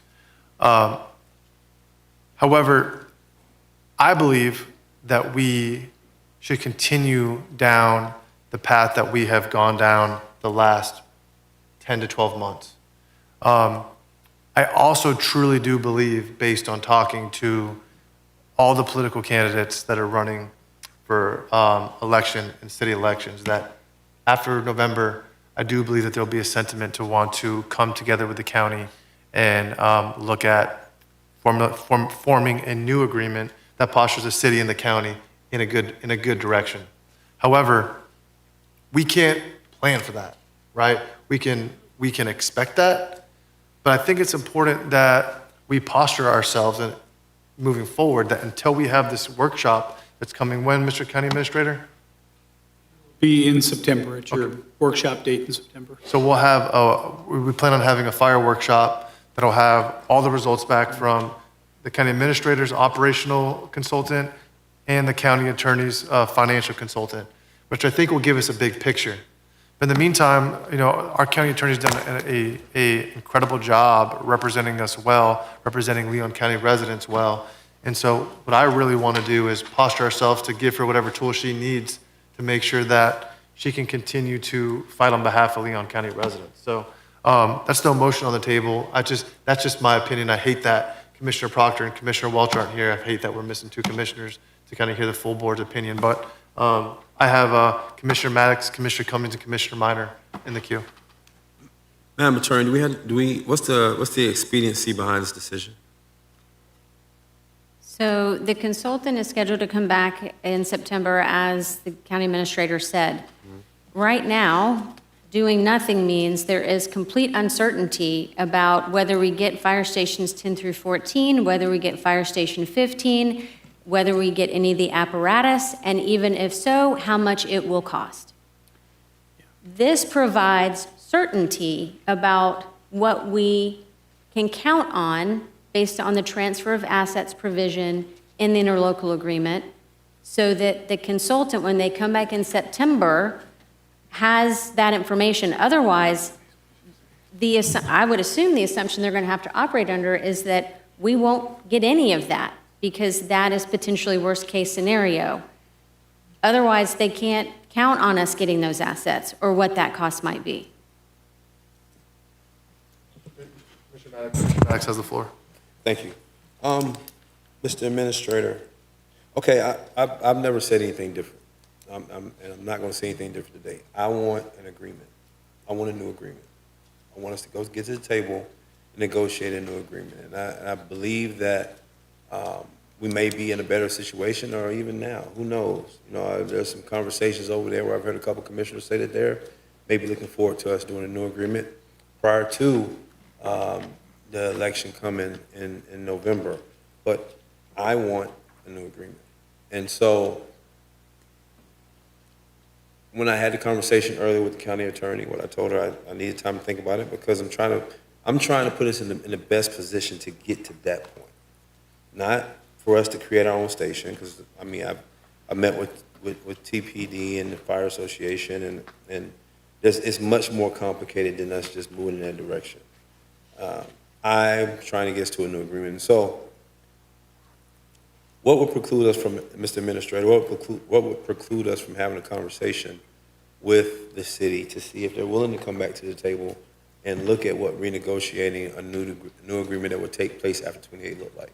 What precludes from that? No, I think that's exactly what your September workshop is going to do. You're going to be provided with all of that information.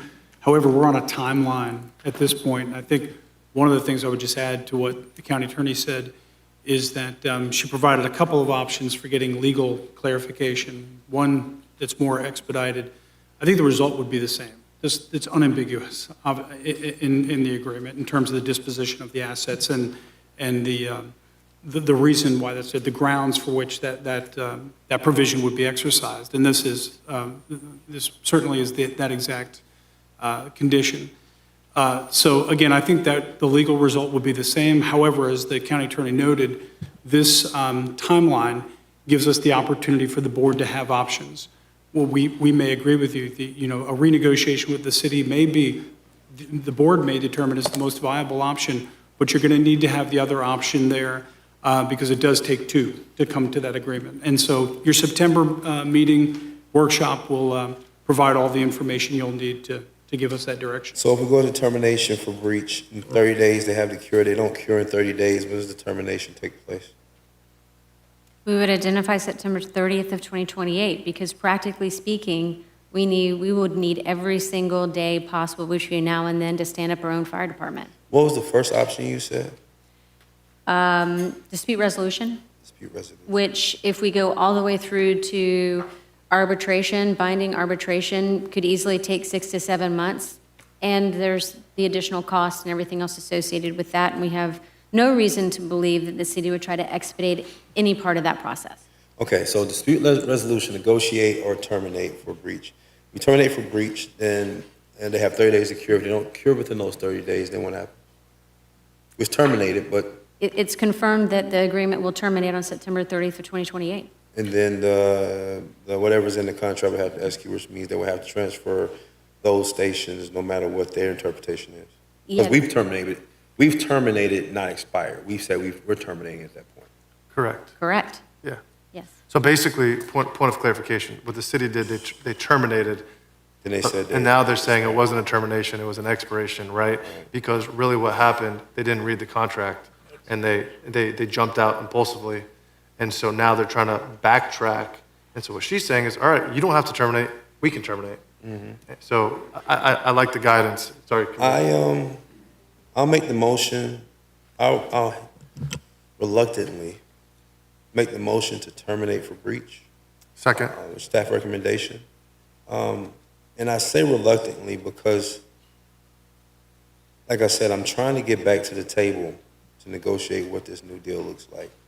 But as county administrator said and the county attorney said, we need to know what those numbers look like without, just in case we have to move in another direction. And if we negotiate, I'm not sure with the way things have been working lately that we're going to get the timing that we need to make those decisions, nor we're going to get a good deal. And if dispute resolution is just like negotiating, so you get about the same thing there. So I'm reluctantly ready to go ahead and terminate for breach. I wish we were able to just go across the street, ask, could we go ahead and negotiate right now? And they say yes. I'm wondering if as a part of the motion, can I, and County Attorney, Madam Attorney, you give me some guidance on this. Can that be the first step that we ask them first? Hey, we really would like to renegotiate what this thing looks like, what the new deal looks like in 28. Are you guys willing to come to the table? If they say no, then we tell them that we are going to terminate for breach. Is that possible, Madam Attorney, to go with those steps? And obviously, I would defer, but I just wanted to make one point, which is I think your September workshop, again, would be very helpful because you'd know what you'd be negotiating at that point in time. Cool. Yeah. All right, I'll make the motion for staff recommendation. I second that motion. I will say, I'm gonna say it quickly, Mr. Chair. I know you're trying to get this meeting over with. I hate that we're in this situation. It should be much simpler than this. I don't think there's anybody in our city or county that wants to see us split ways with the city on this deal. It should be that we're able to sit down and have a conversation and move forward with renegotiation, understanding that the agreement that we had in place is a little outdated. But instead, we're sitting here back and forth fighting about a station that's needed or not needed, and having to, well, now you're saying you're expired. Well, if it's expiring, why can't we negotiate now to make sure that we're in place, that the county is safe and in place, and not having to even entertain the thought of putting up a fire station? If you want to move to saying that you're expiring now instead of terminating, but instead we got to play this chess game, this BS, man, where you got to say, now we're going to terminate, just so we can get the numbers that we need to cover our behinds in case the city wants to now say that they're not going to do anything with us at the end of the term. It's one city, one county, man. Like, we shouldn't have to go through all this to figure out how we're going to cover fire safety when you got one city and one county. It's just disappointing. Commissioner Max, before I go to Commissioner Cummings, I just want to say to your credit and to your compliment, I think along the way, especially all through last summer, the county made multiple good faith efforts, from offering a 17%, which was just 5% below where they were, to, I'm sure you talked to several commissioners over there. I talked to the mayor. I talked to other commissioners there, and there was really just no sentiment to budge at all and work with the county. So I say that because I know you made plenty of good faith efforts. I know we all made plenty of good faith efforts, and so I look forward to there being a new commission there I think we'll see this through. But Commissioner Cummings, Commissioner Minor, then the Vice Chairman. Thank you, Mr. Chair. Just very briefly, I think the staff recommendation puts us in a strong position. Whether or not we are in a position later on to negotiate or not, I still think we need to have that particular letter in place, the notice, since we want to play games with termination or expiration. I think it puts us in a stronger position. I look forward to the workshop of Mr. County Administrator, but I'm certainly hoping, and I think we all are, that at some point before the expiration of the contract, that we will come to the table with the city and work it out. I strongly believe that we'll do that. But I think this puts us in a stronger position to be able to do that and negotiate it. So thank you, Mr. Chair. Thank you, Commissioner Cummings. Commissioner Minor, then the Vice Chairman. Thank you, Mr. Chairman. I appreciate it. Support the motion on the floor. I think option 3 is the way to go. But I want to point out a couple things. Like Commissioner Maddox, the best thing for this community, in the city and in the county, is for us to have an interlocal agreement, similar to what we already have, maybe with some tweaking, but that is the best thing that can serve the people who live here. Folks out there don't care if the county wins a battle over the city or if the city wins a battle over the county. They don't care about any of that. All they want to make sure of is that they have high-quality fire service coverage at an affordable price. That's what our job is to provide that to the people who live here. I agree with Commissioner Maddox. I think there's a majority on the City Commission now to bring us back to the table and negotiate something. I think it's smart for us to wait until the workshop in September when we have the consultant's report, Fitch & Associates.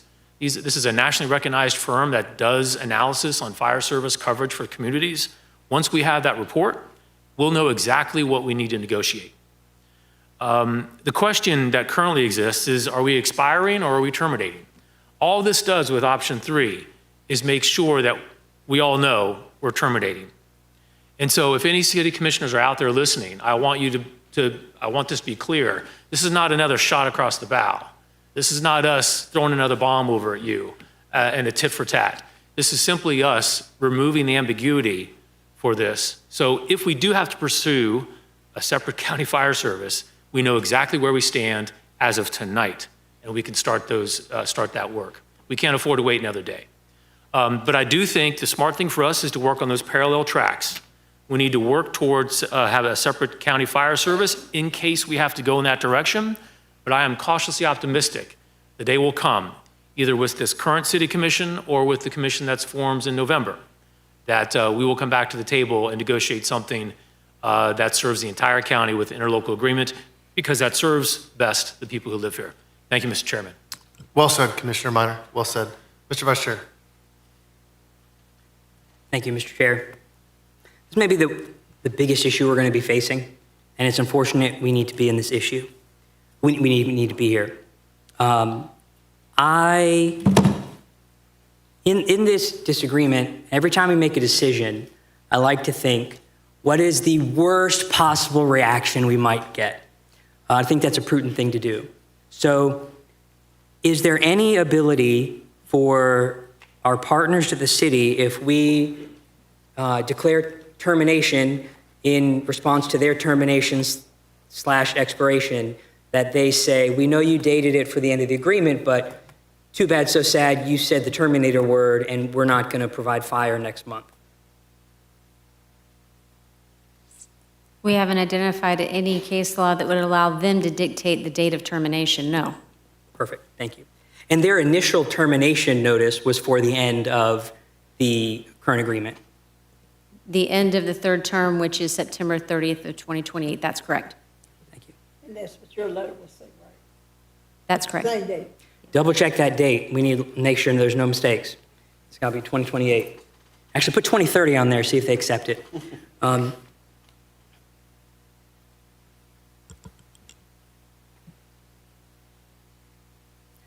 Part of filing termination is doing what's best for all the citizens in the county that represent and the city that we represent, because we're at a point where we need to protect our citizens in what the agreement says. And they said if this agreement ends, then we get to share some of the assets that make sense in the county, and our partner is saying, no, we're not honoring that part of the agreement. And this is procedural way, while we are trying to resolve everything, to protect our ability to plan to stand up a fire department if we are forced to, which, to be clear, I'd say, generally speaking, generally speaking, it's not the preference, I think, of this board to have to stand up a separate fire station. I believe we stand ready to negotiate a significantly different agreement that meets the needs financially of what the city has now that we're at this point. And so, but we have to plan for the worst, and that's what we are doing.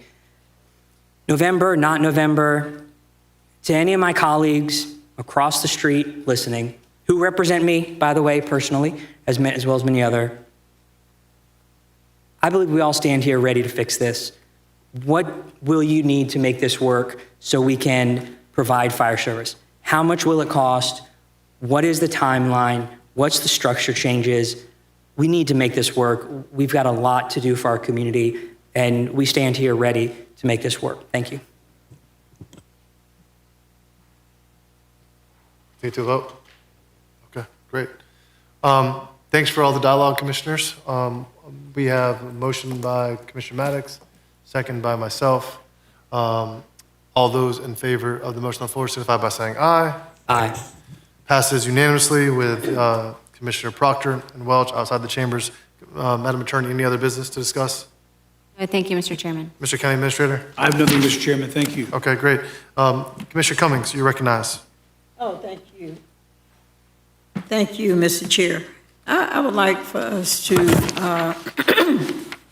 recognize Miss Ariana Otero. She's Tallahassee Democrat reporter. She was here. She's still here. If she can stand to, this is her last night time covering the county commission. She's relocating back home to South Florida. What are we doing wrong?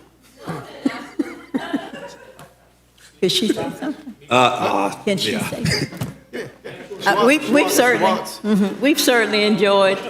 We've enjoyed seeing you every meeting and covering us. Would you like to say anything? Ariana, I just want to say I appreciate the good articles, but the bad ones, I don't know. On. I think this is like my only time ever speaking here because I don't come for comments. Okay, heard. No, I just wanted to thank all of you in the community for opening your arms to me. As someone who's not from Tallahassee, I know that can kind of rub people the wrong way.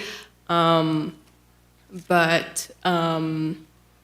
I kind of said it a little bit in the post that I made on Facebook, but before moving here, I'd never come to Tallahassee to visit, nor for like a school trip or anything. I didn't have friends or family that came to FSU, so I had nothing tying me here. But now I get to leave knowing so many different people, having made so many different connections. And you all have taken part in my first ever job out of school, building that first few years of journalism for me, which have been incredible. So I leave fully fulfilled, really happy to go back home. I'll be with my parents and my brother again, so that's something you can't be mad at. But this was like a huge step in adulthood and being by myself, so it was really appreciative to just have all of you be so supportive and so welcoming. So yeah, I think that's, yeah. We will see you again. I'll visit for sure. I mean, well, Mr. Chair, we can't do one, not do that one, so let's, I move that we give her a proclamation on that. I'll second the motion. Motion on the floor to depart with Ariana with a proclamation from Leon County Government, moved by Commissioner Maddox, second by myself. Any discussion? All those in favor signify by saying aye. Aye. Congratulations, we'll miss you, and we'll keep in touch. Yes. Commissioner Okay, Cummings. yeah, Mr. Chair, I also want to recognize our county administrator who made the Wall Street Journal. He said, oh. The only guy that ever did it for losing money. There's been a few. But he was quoted in the Wall Street Journal, and it lets you know the caliber of county administrator that we have. Very distinguishable, best county administrator in the world at one year or so. So we appreciate you, Mr. County Administrator. And it was a great article, as a matter of fact, if you guys haven't read it. But of course, he's talking about our future as far as the cut in property taxes. And I like his quote. He says, "It's not a haircut, it's an amputation with the loss in the ad valorem taxes." So anyway, congratulations on that article. Mr. Chair, I also want to mention there has been a historic preservation initiative to honor Dr. Charles Evans. He was a professor, School of Business and Industry at Florida A&M University for over 30 years. And he was also, he was also the local president of the NAACP. But there has been a legislative appropriation to have a historic marker placed in his honor. It won't cost the county anything, but there is a request for the marker to be placed in his honor on the Leon County Courthouse grounds. So I'd like to move for an agenda item to come back for staff to look at placing that historical marker on the courthouse grounds someplace. And I think to do that would certainly be a great honor and great distinguishing honor for Dr. Charles L. Evans. And this is the article. Did you have more? So could you repeat the motion? Yeah. That was Right. Commissioner Miners. He had to pass them out. Oh, okay. Oh, okay, thank you. Thank you. Here you go. My motion, I move for an agenda item to come back for staff to look at placing the historical marker that has already been paid for through a legislative appropriation somewhere on the courthouse grounds, in an appropriate location. I'll second that. Can I ask a question, though? Yes. Mr. Administrator, the Civil Rights Walk that's across the street, who owns that? The city? Oh, the sidewalk? Yeah, across the street. The former clerk of court, that one. City. City side. Okay. Street. So I'll second that. Mr. Chair, is there a way we can, if we unanimously vote, that we can pass it now and you don't need an agenda item? If it's unanimous, yes. But I'm not sure if it's any parameters, that's why I said an agenda item, but if. Just that you have a policy that requires the agenda item, but I think procedurally, there's probably something you can do. I would recommend, out of collegiality, have an agenda item because Commissioner Proctor and Welch aren't here. If good. all of them are here, I'd have no problem with that. Yeah, I'm sure Commissioner Pratt will want to vote on. Yeah. And maybe recommend a location as well. If everyone's good with that, yeah. Honestly, Commissioner Cummings, I was thinking if we could put it, I wanted it across, because I spoke to Ms. Evans as well. I wanted it across the street, like right there where the Civil Rights Walk is, but maybe on our side of the street. I just think that connectivity between the Civil Rights On the Walk. opposite side of the street from the Well, I courthouse? wanted it over there, but maybe we put it on our side, like right there near the sidewalk. Anyway, we'll figure it out, but yeah. Mr. Chairman, on point. I think Dr. Connie called all of us, right? Which is great. It's a hard person to say no to. I just want to point out the printout that I distributed while Commissioner Cummings was talking is a example rendition. It's not the actual marker. It will be manufactured and paid for by the legislative appropriation, but that is just an example of what it could be. Thank you, Mr. Chairman. Thank you. All right, all those in favor of Commissioner Cummings' requested agenda item, who's seconded by the Vice Chairman, I believe, signify by saying aye. Aye. Any opposed? Passes 5-0. Next item, Commissioner Cummings? Yes, I have another item. Dr. Valencia Matthews is the Dean of the FAMU College of Arts and Humanities and Social Sciences. But every year for the last 30 years, she has conducted what they call the ICE Theater Summer Camp for summer youth.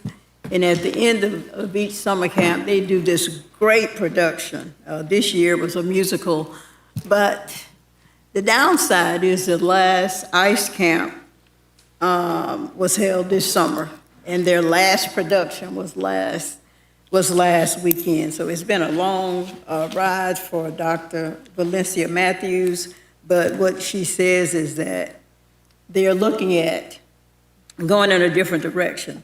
But I just applaud her for the fact that they engaged our children every summer. I think it was probably a 6-week to 2-month summer program. And this past weekend, that performance by our children, it was awesome. It was a musical, they danced, they did whatever. But anyway, I said all that to say I moved for a proclamation in honor of Dean Valencia Matthews for her hard work and her engagement of our children during the summer, and also for her advancement of the art and exposing our children to art and humanities for the last 30 years. I'll second that. You're taking all my thunder.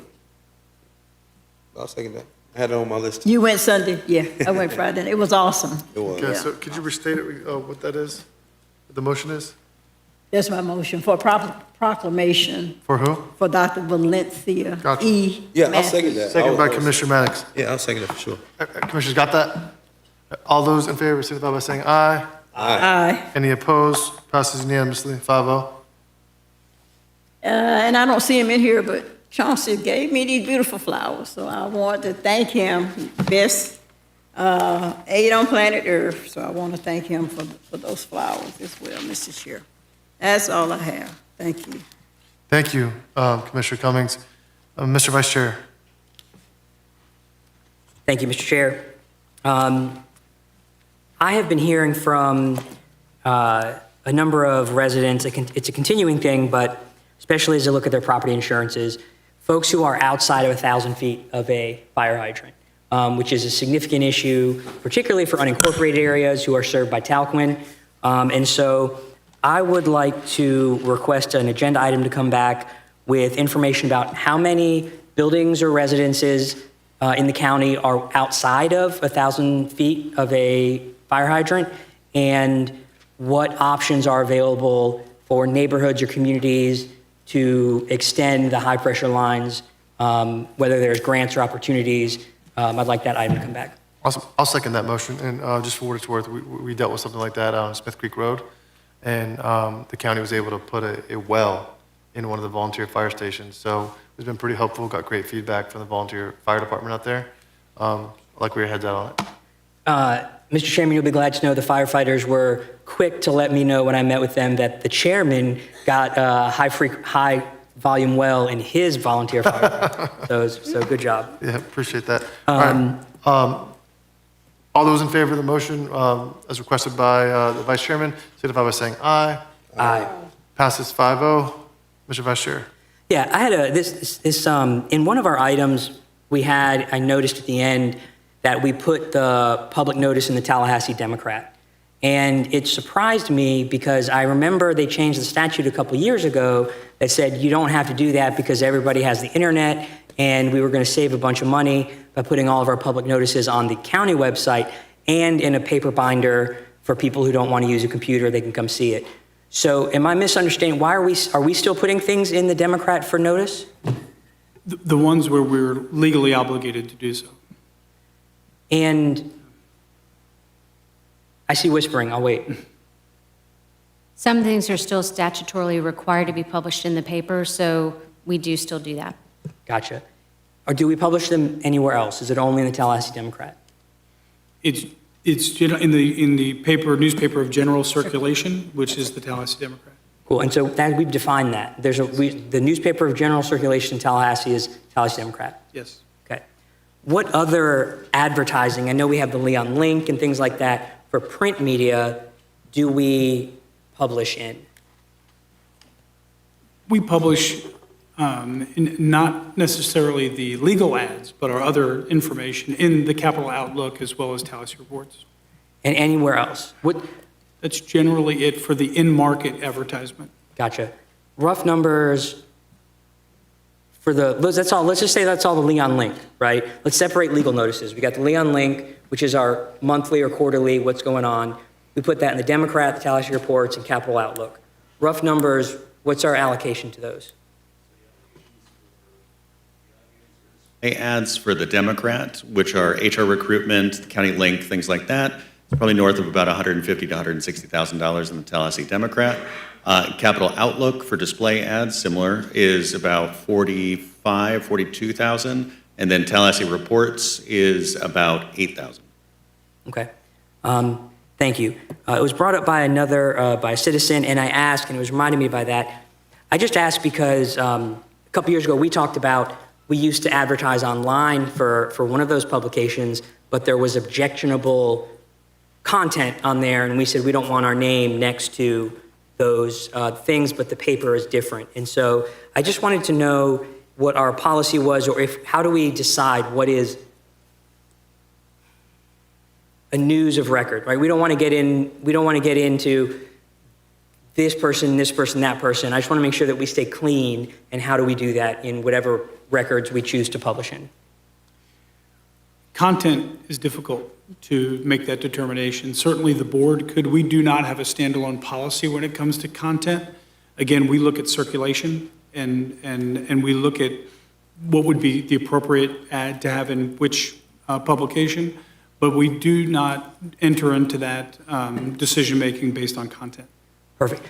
No item or anything like that, but that makes sense. Sort of a cost per circulation. How much are we paying to get eyes on our information? Can you just email me the cost that we put in each publication versus their circulation? Perfect. Thank you. That's all I had. Thank you, Mr. Vice Chair. Commissioner Minor. Thank you, Mr. Chairman. I had three things to bring up, but two of them were already brought up by people before me, so we're good on that. The last thing I had was to wish Commissioner Cummings a happy birthday. Happy birthday. So, turns 22 tomorrow, right? All right. So I was walking through the hallway this morning, and there's this ornate decoration over Commissioner Cummings' door. Happy birthday with streamers and all that. It's incredible. And so I wanted to thank you. Happy birthday. Tomorrow. And then I also want to thank, my birthday came and went, and I got bupkis on my door. So I don't know.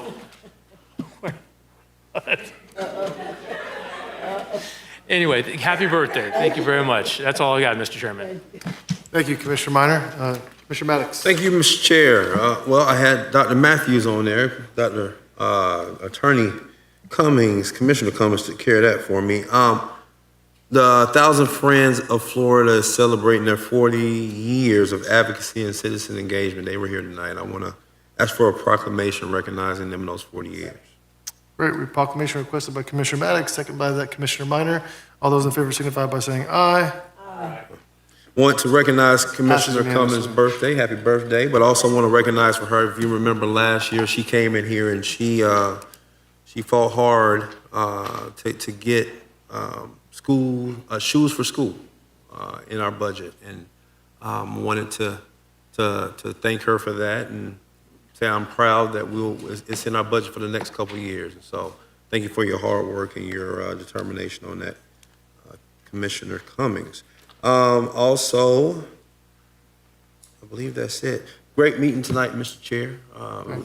We had 65 speakers tonight. Want to thank staff for their patience and for staying in there with us, and also wanted to thank those who came out to speak. We had a lot of young people come tonight, and I want to say, man, it was a breath of fresh air to see those young people come here and advocate on behalf of the things they believe in. It says a lot about the generations to come, and so I want to thank them for their advocacy. And Mr. Chair, you did a great job of leading us through it. I want to also thank those speakers for working with us. A couple times, Mr. Chair took the time down to 90 seconds, and there was no complaining. A lot of folks came in here and they did what they had to do, and they abided by the chair's direction. So tonight was a good night. Tonight was a good night. I enjoyed being on this commission, and I'm fortunate to be a part of one of the best commissions in the state of Florida and nationwide. Thank you, Mr. Chair.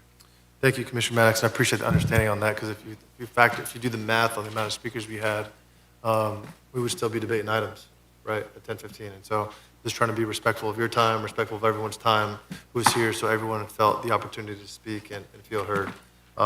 It's important to me that as we have these big controversial items that, people look at the county and they leave here and they think, hey, I felt heard and I appreciate the way that the meeting was conducted. I also want to say I appreciate you all. I know I kind of cut a couple commissioners short, briefly speaking, and commissioners, I want to keep the debate moving forward, and hope Commissioner Proctor and Mr. Vice Chair, hope you guys don't take that offensively. I just want to keep the dialogue going so we can move forward on these items. Commissioners, I only really have one thing. Commissioner Cummings, I had you first on the list to wish you happy birthday. That's already been handled. Ariana, you're on the list. That's already been handled. Believe it or not, my son turns 1 and next week. Time flies. It's crazy.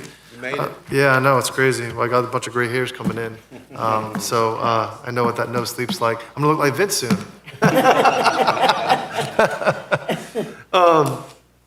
Commissioners, I want to propose something. I want to request an agenda item to come back at our next meeting.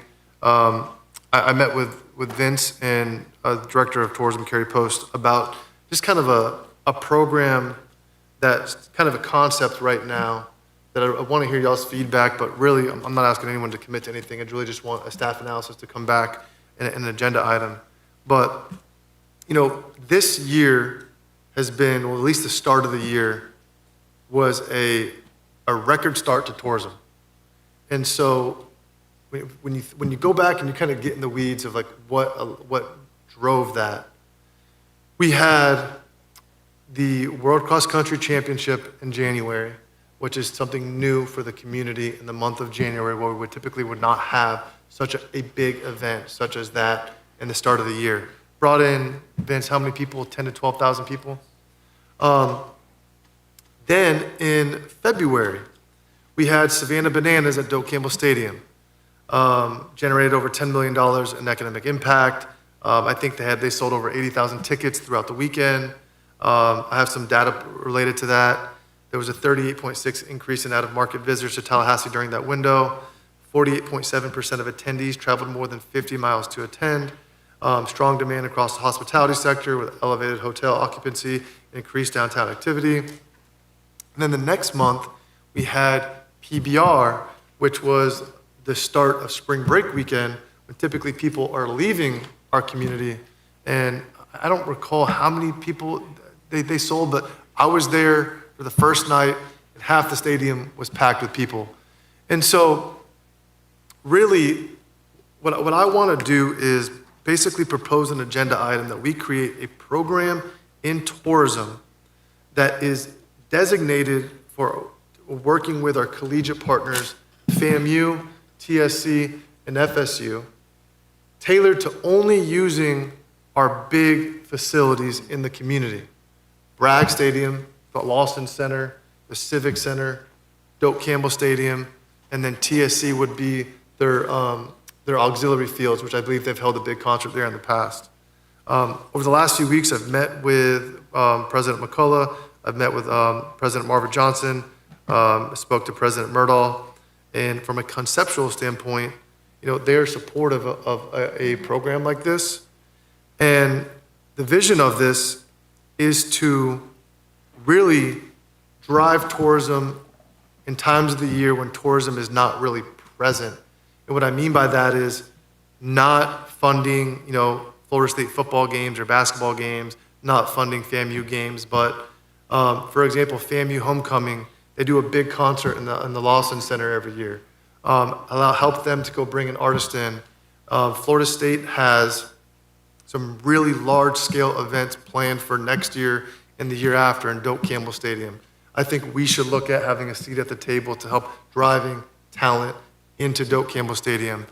Morgan Wallen just recently went to Gainesville and sold out, unfortunately, the Swamp. Back-to-back nights, Friday and Saturday, sold out the stadium. Hotels within a 100-mile radius of Gainesville were sold out. I knew friends from all over that traveled all over from Georgia, Panhandle, South Florida to go to that concert. And so when I look at that and I'm like, wow, Doak Campbell Stadium is way better than Gainesville. Tallahassee is way better than Gainesville. And so I want us to be able to attract mega events like that to Tallahassee. When talking with Vince and talking with Carrie, one thing that's important is I don't want to disrupt any other tourism funding. I think that's important that everyone maintains the current level of funding. However, I would like to give staff direction to kind of conceptualize this a little bit, maybe give you all an opportunity to talk with staff over the next couple months before we have our next meeting and kind of put something on paper for us to vote on. But commissioners, what do you think? Mr. Chair, I love it. I love it. And I will, I'll make the motion. Yeah, if you don't mind, yeah, great. And here's why, because it gives us an opportunity to work with those universities to activate the space that we've invested in. Me in particular, when I made the decision to give that $5 million to FAMU for their stadium and give it to FSU for the $20 million to FSU for their stadium, the vision there was that eventually that we would be able to use those assets to bring in tourism, bring in Savannah Banana, which I've never seen, but heard it was cool. In concerts like that, it would become more of a public asset for us to be able to use and recoup some of that investment back from the dollars that we invested in. And so this is another quiver in that, another arrow in that quiver to make sure that we're optimizing the potential of the investments that we've made in those facilities. And so I love it. I love it. So I'm looking forward to what staff And to your credit, Commissioner Maddox, I believe you in one of the retreats pushed for a strategic initiative that was something close to this, right? And so I'll second the motion. But any other commissioners want to chime in on this? Yeah, Mr. Vice Chair. Just putting in a pitch to get a demolition derby in the Doak Campbell. No, listen, we should be going for, I'm laughing, but we should be going for big events. We should be competitive. We're the capital of Florida. We have, amongst all our facilities, we have the infrastructure already available. If you think about what we do on Florida State football games, right? We're bringing in 70,000 people in and out in a day. So law enforcement, they have the logistics down. We have the first responding resources. This is what we do already.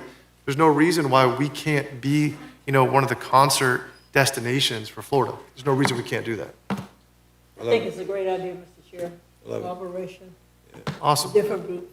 I appreciate your leadership. Yes, ma'am. Score what the chairman said, these conversations have been happening at the staff level, so the timing's very good. And as you know, we've been participating in some of these events anyway, but to formalize that, the timing is, again, really good. We'd be happy to bring the item. Yeah. Commissioner Minor? It's a bright idea. Looking forward to have the agenda item come back. Thank you. And just so you know, my vision for it is this is something that would be basically a line item funding only for mega events. Like, they have to be able to say, hey, we're bringing in 25,000 people to be able to even apply for the money. That's what I'm envisioning. I'm just throwing a number out, right? But I'm envisioning that it's, it separates from what we currently do by sponsoring, 5,000 here, 5,000 here. This is made for big events that bring in tens of thousands of people. So is the motion for an agenda item? yes, ma'am. Yes, ma'am. So, I second it. okay. Well, I seconded it already, but no, I appreciate it anyways. Thank you, Commissioner Maddox. Any other conversation related to that? All right, motion moved by Commissioner Maddox to bring that back to the agenda item at our September meeting, seconded by myself. All those in favor signify by saying aye. Aye. Thank you, Commissioners. I appreciate the willingness and open-mindedness as well. Commissioners, that's all I got. It's 10:25 p.m. I appreciate everyone's collaboration, and I'll see you all in September. Have a great break. Thank you, Mr. Chair. Your birthday will happen about